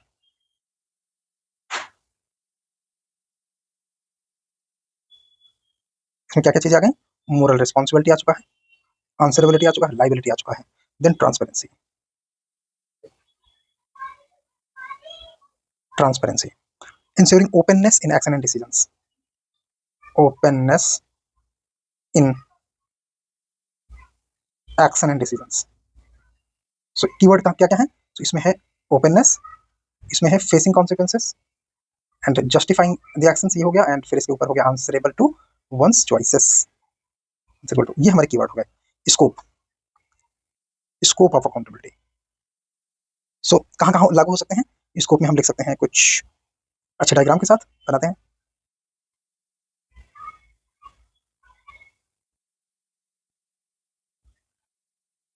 Scope में हम लिख सकते हैं सबसे पहले पर्सनल एथिक्स, पर्सनल डोमेन में लागू होता है। हमने एथिकल डायलेमा में देखा है कि पर्सनल रिस्पॉन्सिबिलिटी पर्सनल लेवल पे क्या हो सकता है, तो मतलब एक इंडिविजुअल को रिस्पॉन्सिबल होना चाहिए अपने एक्शन एंड डिसीजन से। ये होता है personal ethics. And then professional ethics, हमने ये भी समझा अपने प्रोफेशन में आपके जो भी डिसीजन हैं एंड एक्शंस हैं, मेडिकल, लीगल, कॉर्पोरेट, वहाँ पर, तो प्रोफेशनल एथिक्स हो गया।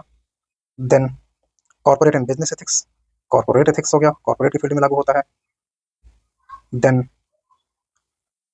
सोशल एथिक्स, सोसाइटी में लगता है, बड़ों के रिस्पेक्ट से लेकर हर चीज पर। And then environmental ethics, environmental ethics. So ये अपने आप में टोटल हो गए इसके स्कोप। कहाँ कहाँ पे एथिक्स लागू हो सकता है, अकाउंटेबिलिटी लागू हो सकती है, वो होता है इसका scope. Then comes to significance. क्या सिग्निफिकेंस है? सिग्निफिकेंस, सिग्निफिकेंस पे हम किस तरह से करें, इसके लिए भी हम कोई डायग्राम ले सकते हैं। फॉर एग्जाम्पल लाइक दिस, सीधे स्टिक पे एक एक करेंगे। सिग्निफिकेंस में बिल्डिंग ट्रस्ट, ट्रस्ट बिल्ड करने के लिए अकाउंटेबिलिटी होनी चाहिए। Then promoting integrity, promoting integrity, then ensuring justice, preventing corruption and abuse,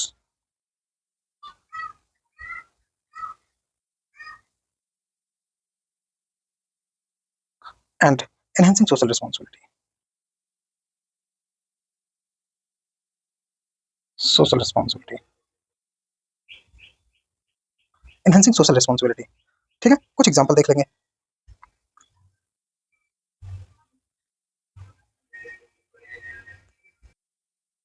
examples जैसे supreme courts ruling on electoral bond, electoral bond को सुप्रीम कोर्ट ने नल एंड वाइड कर दिया था। इसके अलावा रेजिग्नेशन बाय अशोक चौहान, ये महाराष्ट्र के मिनिस्टर थे अशोक चौहान, अशोक चौहान से रेजिग्नेशन। और क्या मामला था? आदर्श हाउसिंग सोसाइटी, इशू था आदर्श हाउसिंग सोसाइटी। इसी में थोड़ा सा और अपना डायमेंशन बढ़ाने के लिए कुछ चीज और ऐड कर सकते हैं, जैसे types of accountability.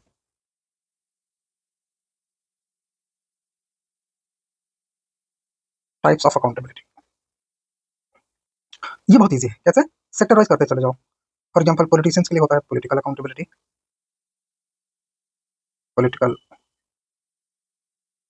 Accountability. Example जैसे attendance in parliament. Bureaucratic accountability होता है ब्यूरोक्रेट्स के लिए। डॉक्टर्स के लिए health care accountability.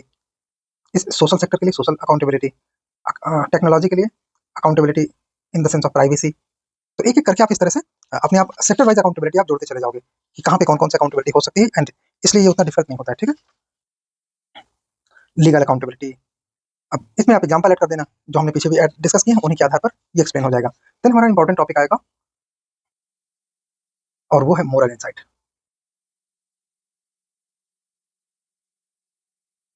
Moral insight. Moral insight refers to ability to perceive and understand the ethical or moral aspect of situation, issue or dilemma. Ability of perceiving, understanding,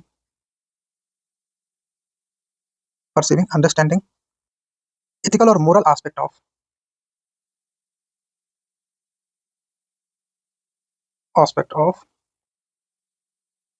a situation,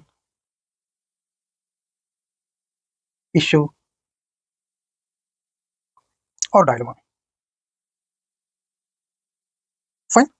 It involves gaining deep intuitive understanding of what is right or wrong. It involves deep intuitive understanding of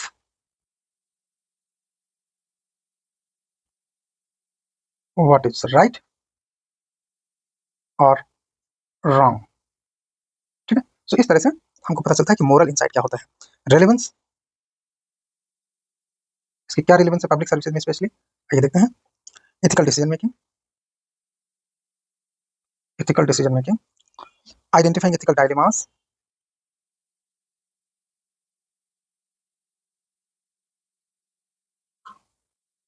dilemmas, then balancing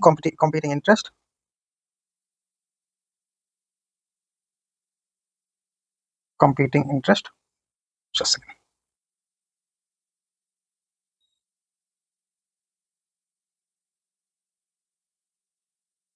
Competing interest. Next, upholding integrity,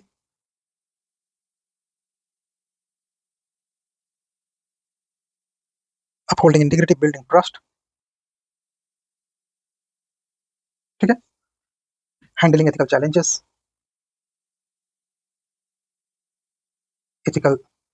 challenges, promoting common good.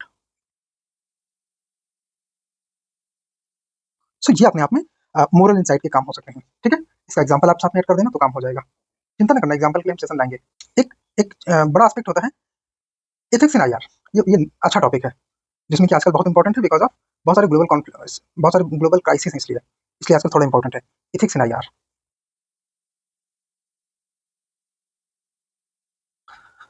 तो सबसे पहले हमें समझना पड़ेगा कि issues कौन कौन से हैं। इशूज कौन कौन से हैं? सो आइए देखते हैं। ह्यूमन राइट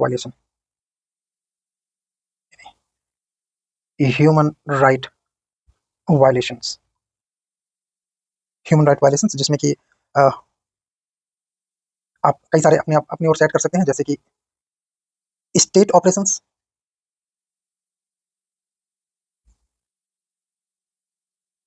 मतलब कि स्टेट ही अपने लोगों को मार रहा है।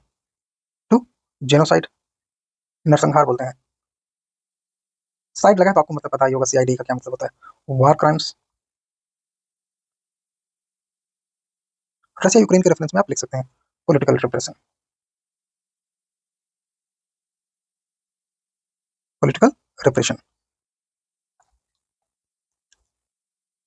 Refugee crisis,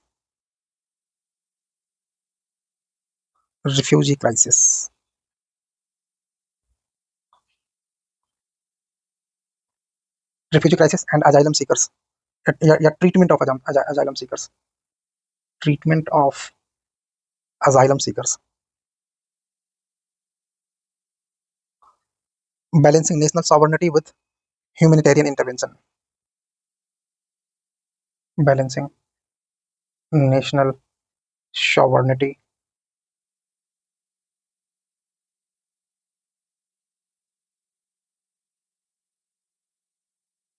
versus with humanitarian intervention, with humanitarian intervention, with humanitarian intervention. Next, war and peace. War and peace में just war theory.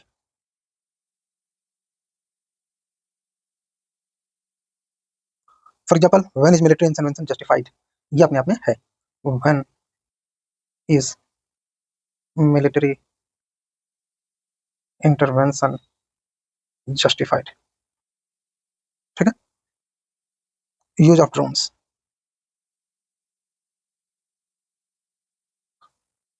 autonomous weapons,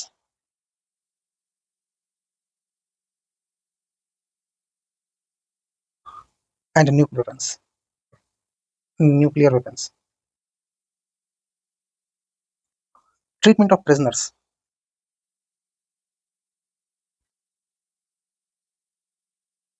Treatment of prisoners of war and civilians and civilians in conflict. Global inequality and justice.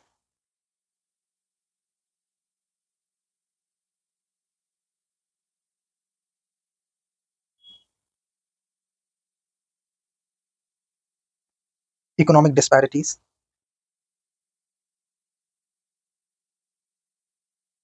Between developed and poor countries. Fair trade versus exploitation of developing countries. Exploitation of developing countries. ये Donald Trump के भाषण की वजह से सारे थोड़े important हो रहे हैं. Next, debt relief and foreign aid. Debt relief and foreign aid. Environmental effects.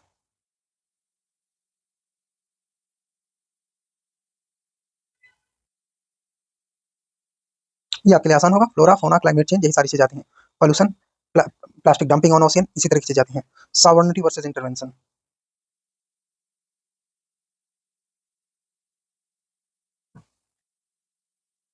जैसे मिलिट्री इंटरवेंशन रशिया ने यूक्रेन में किया, तो क्या उसने यूक्रेन की सॉवरेनिटी का याद रखा? नहीं. एथिकल डायलेमा इन रिजीम चेंज. ठीक है. Ethical dilemma in regime change and democratic promotion, जैसा कि बात करता है America. Corporate and economic ethics.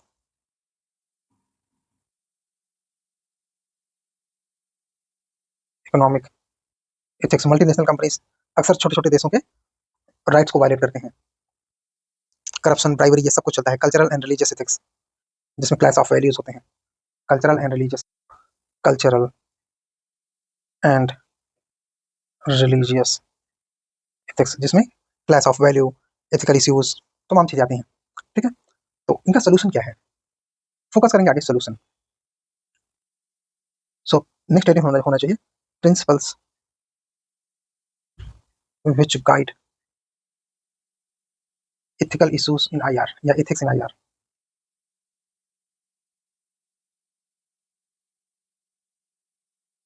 इसको कवर करते हैं. अब देखिए, जितने हमने एथिकल इश्यूज ऊपर लिखे हैं, सभी को अगर सोल्यूशन के रूप में लिख दिया जाए तो अपने आप में वो सोल्यूशन हो जाते हैं और वही गाइडेंस के प्रिंसिपल हो जाते हैं. लेकिन फिर भी हम पंचशील जरूर लिखेंगे, बिकॉज पंचशील हमारे लिए इंपॉर्टेंट होते हैं. तो पंचशील अपने आप में वो फ्रेमवर्क देते हैं जो कि हमें बताता है कि एथिकल इश्यूज को कैसे हैंडल करना है. Panchsheel.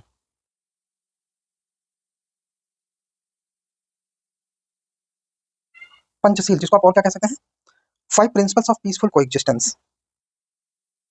5 principle of peaceful coexistence.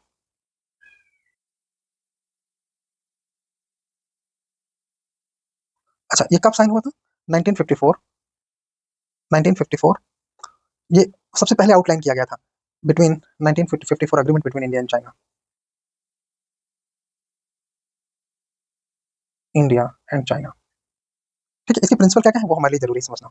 Number 1, mutual respect for each other territory integrity and sovereignty, mutual respect for each other's territorial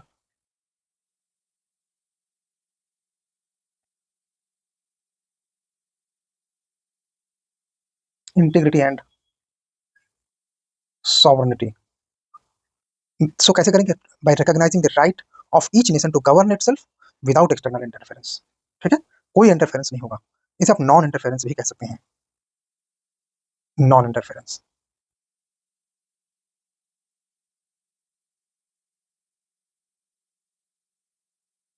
to, mutual non aggression,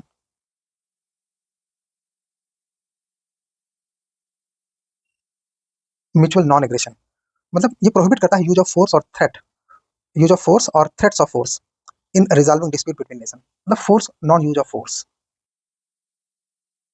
non use of force.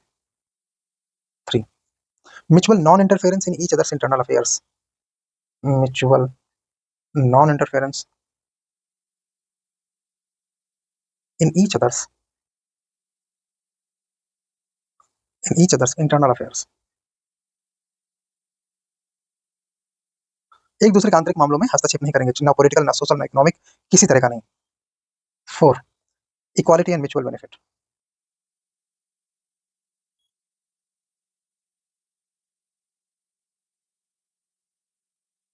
Promotes fair and just relation ensuring agreement cooperation, जो सभी पार्टियों को फायदा पहुंचाए ऐसा।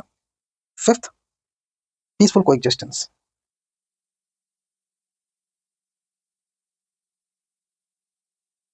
कैसे peaceful coexistence कैसे? Encourage countries with different political and economic system to live harmoniously and resolve conflict through dialogue, conflict through dialogue. ठीक है, ये पंचशील है। ये कैसे इन्फ्लुएंस है? नॉन अलाइंड मूवमेंट से। ये इंडिया की फाउंडेशनल फॉरेन पॉलिसी है। अब इसमें चैलेंजेस क्या है कि डिस्पाइट इन चीजों के इंडिया चाइना वार हुए, है ना, यही चैलेंजेस हैं। चलो नेक्स्ट टॉपिक चलते हैं, आईआर से रिलेटेड एथिक्स है, और ये है ग्लोबल कॉमन्स।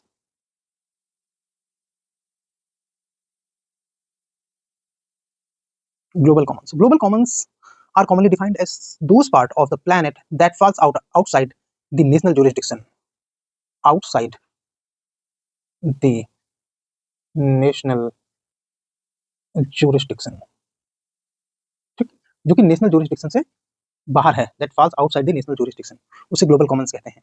नॉर्मली क्या होता है, जैसे कि हाई सीज मतलब basically oceans outside of EEZ, high seas atmosphere जो किसी के क्लेम के दायरे के बाहर है, कोई इन पे क्लेम नहीं कर सकता। Antarctica, Antarctica,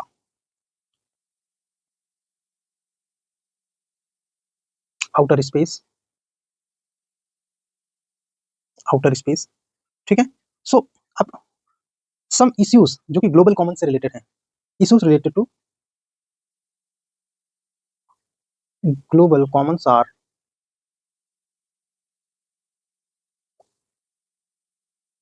zoonotic disease like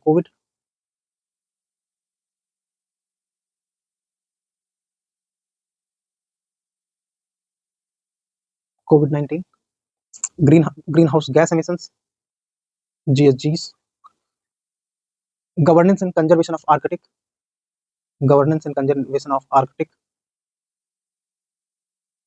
then overfishing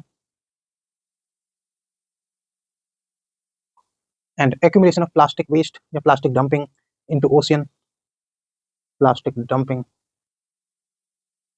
and space debris।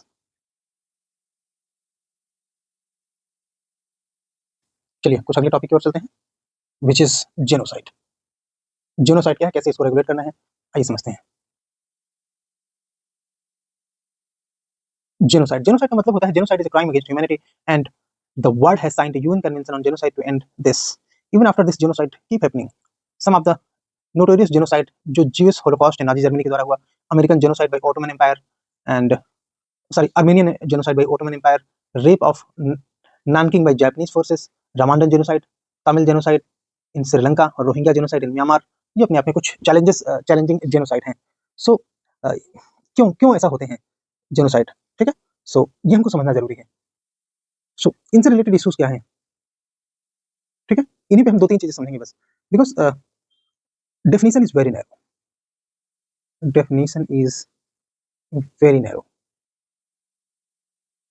International community faces dilemma faced by international community.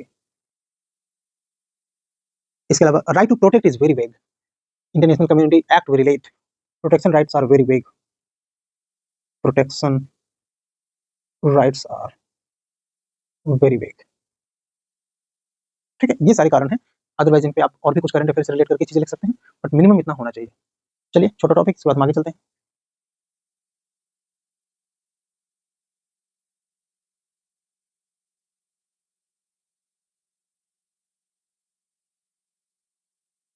Next topic हमारा है corporate social responsibility, CSR.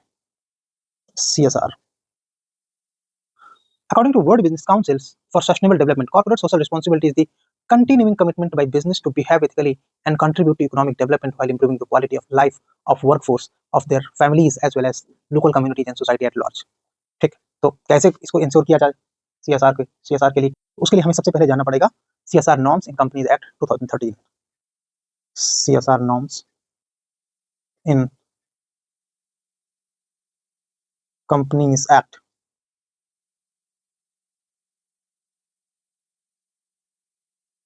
2013। Section 135 of Companies Act 135 of Companies Act 2013 contains 2013 contains provision which is applicable to companies, contains provisions applicable to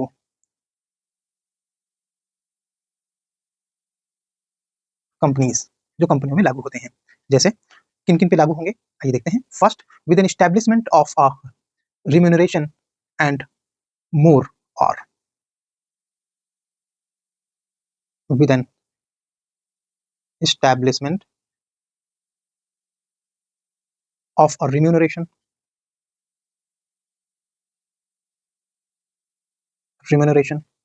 and more, और net worth Indian national rupee more than 500 crore and more, or a net profit of 5 crore INR or more, net profit of INR 5 crore or more. Next, the act mandates companies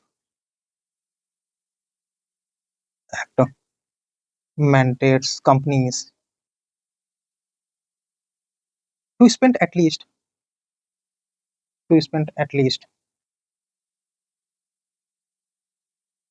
2% of their average net profit, 2% of their average of past 3 years, 2% their average net profit minus expenditure, net profit, ठीक है, इन CSR activities, ठीक है, ये CSR के norms हैं, corporate social responsibility. Next कुछ similar topic इसको करेंगे। व्हाट इज डेडिकेशन, डेडिकेशन,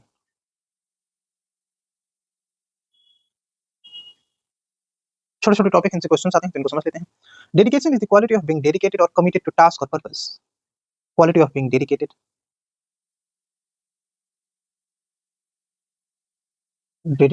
और committed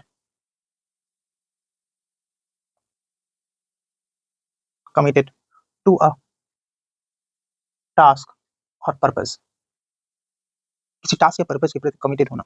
it has emotions attached to it, dedication can also be said to be commitment with passion, commitment with passion, it is it has emotions, it has emotions attached to it, ठीक है, इस तरह से आप point अपना clear कर सकते हैं। ये होता है dedication. So it is a core characteristics of an individual और organization, sorry individual in an organization, organizational context. Dedicated employees work towards achieving organizational goal. Dedication to public service, इसमें क्या होता है कि पब्लिक सर्विस को सबसे ऊपर रखा जाता है। जैसे एग्जांपल हमने पहले भी डिस्कस किया है आर्मस्ट्रांग पेन का, जिन्होंने 100 किलोमीटर की रोड बनवाई, roads of people, example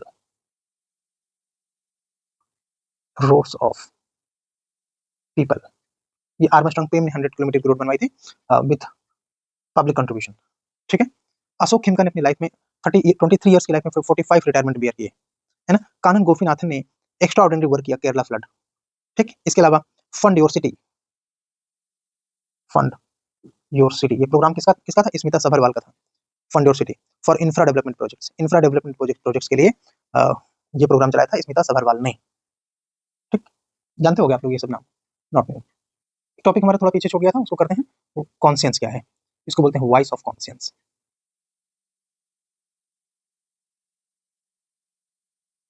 voice of conscience, so conscience is an interior dialogue, conscience is an interior dialogue of man with himself, of man with himself, of man, ये कौन किसने, pope John ने बोला था, pope John ने ऐसा बोला।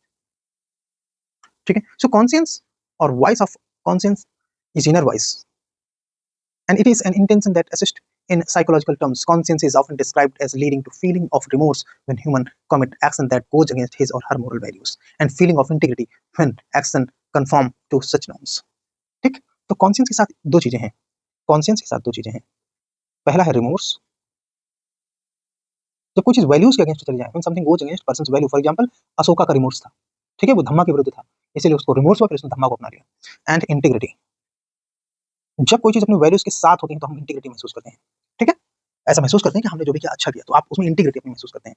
Conscience is a moral, conscience is moral awareness, it urges to prefer right over wrong. So what is conscience, conscience is moral awareness. बस अब आप इसको मोरल से जोड़ के आगे अपना क्लियर कर सकते हो।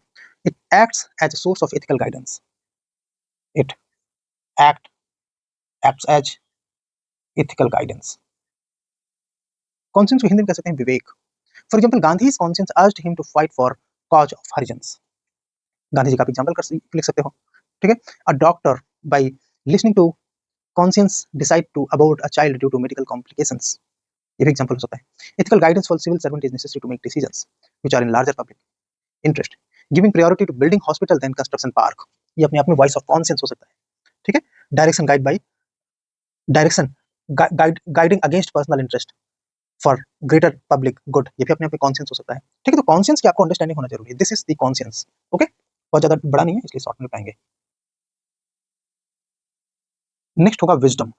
एक याद रखना, अगर स्पिरिट ऑफ सर्विस कभी पूछा ना तो डेडिकेशन ही होता है। वापस आओ, डेडिकेशन या स्पिरिट ऑफ सर्विस ये अपने आप में सिमिलर थिंग्स होते हैं। ठीक है, हमारा जो नेक्स्ट टॉपिक है, एग्जांपल से तुम्हारा उत्तर पूरा होगा, वो है विजडम। क्या होता है wisdom? So wisdom is the highest quality of mind, it emerges from deep knowledge and profound experience of life. Wisdom brings peace in the heart and mind, it combines intelligence with emotions. Yes, it combines, इसको आप लिख सकते हैं intelligence plus emotions. ये अपने आप में wisdom. कैसे समझेंगे, आइए देखते हैं।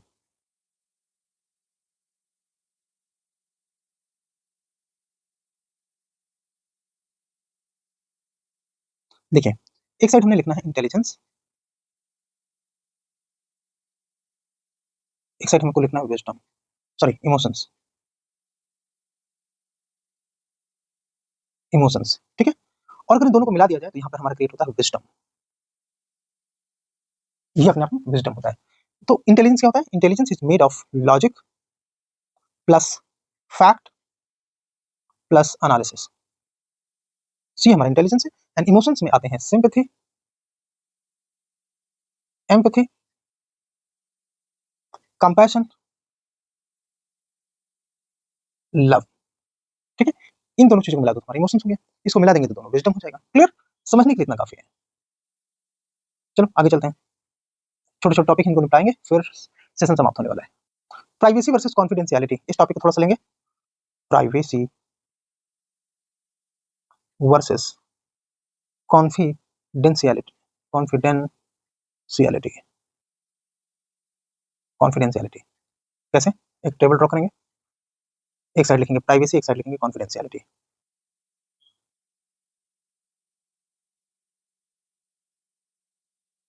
कॉन्फिडेंशियलिटी, आइए देखते हैं। सो privacy is, person is free from public interference. In privacy, person is free from, person is free from public interference. Information is kept secret from other persons. Information is kept secret from other persons. It is about person. It is, privacy is about person. Confidentiality is about information. ठीक है? Privacy is restrict, privacy restrict public from taking personal detail. Privacy restrict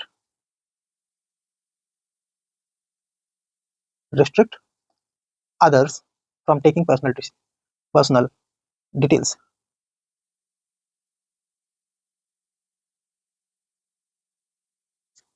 और जो confidentiality होती है इसमें restricted person को सिर्फ information को प्रोटेक्ट किया जाता है। So it protect information from restricted persons या unauthorized access, prevent unauthorized access.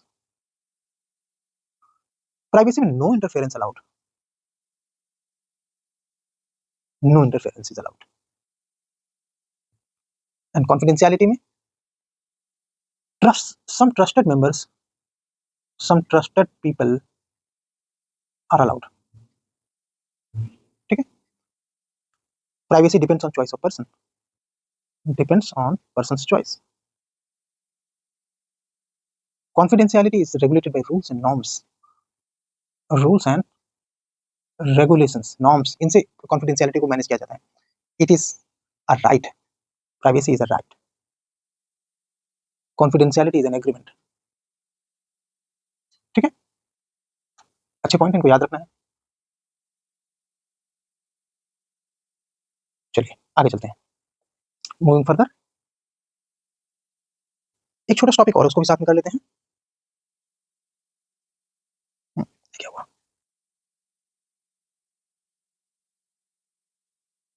हाँ, इसको भी कर लेते हैं। ये है ट्रस्टवर्दीनेस वर्सेस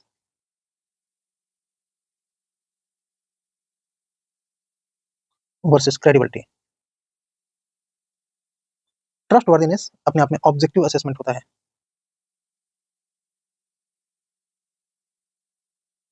क्रेडिबिलिटी सब्जेक्टिव होती है। ट्रस्टवर्दीनेस में डिग्री होती है, रिलायबिलिटी और dependency, it is a degree of reliability, degree of reliability और डिपेंडेबिलिटी। क्रेडिबिलिटी अपने आप में होता है persons perception of trustworthiness, persons perception of trustworthiness. ठीक है? Trustworthiness depends on what virtue you possess, जबकि क्रेडिबिलिटी होती है it depends on how you present yourself. ठीक है? इसका एग्जांपल हो सकते हैं जैसे पेरेंट्स, इसका एग्जांपल हो सकते हैं जैसे रतन टाटा। ठीक है? ये चीजें हैं। सो ये सेशन हमारा यहाँ पे समाप्त होता है। अगले सेशंस में हम पढ़ेंगे probity in governance, probity in governance. Practice करते रहो और किसी भी दिक्कत के लिए आप हमें व्हाट्सएप में कांटेक्ट कर सकते हैं, नंबर डिस्क्रिप्शन बॉक्स में है। Keep watching.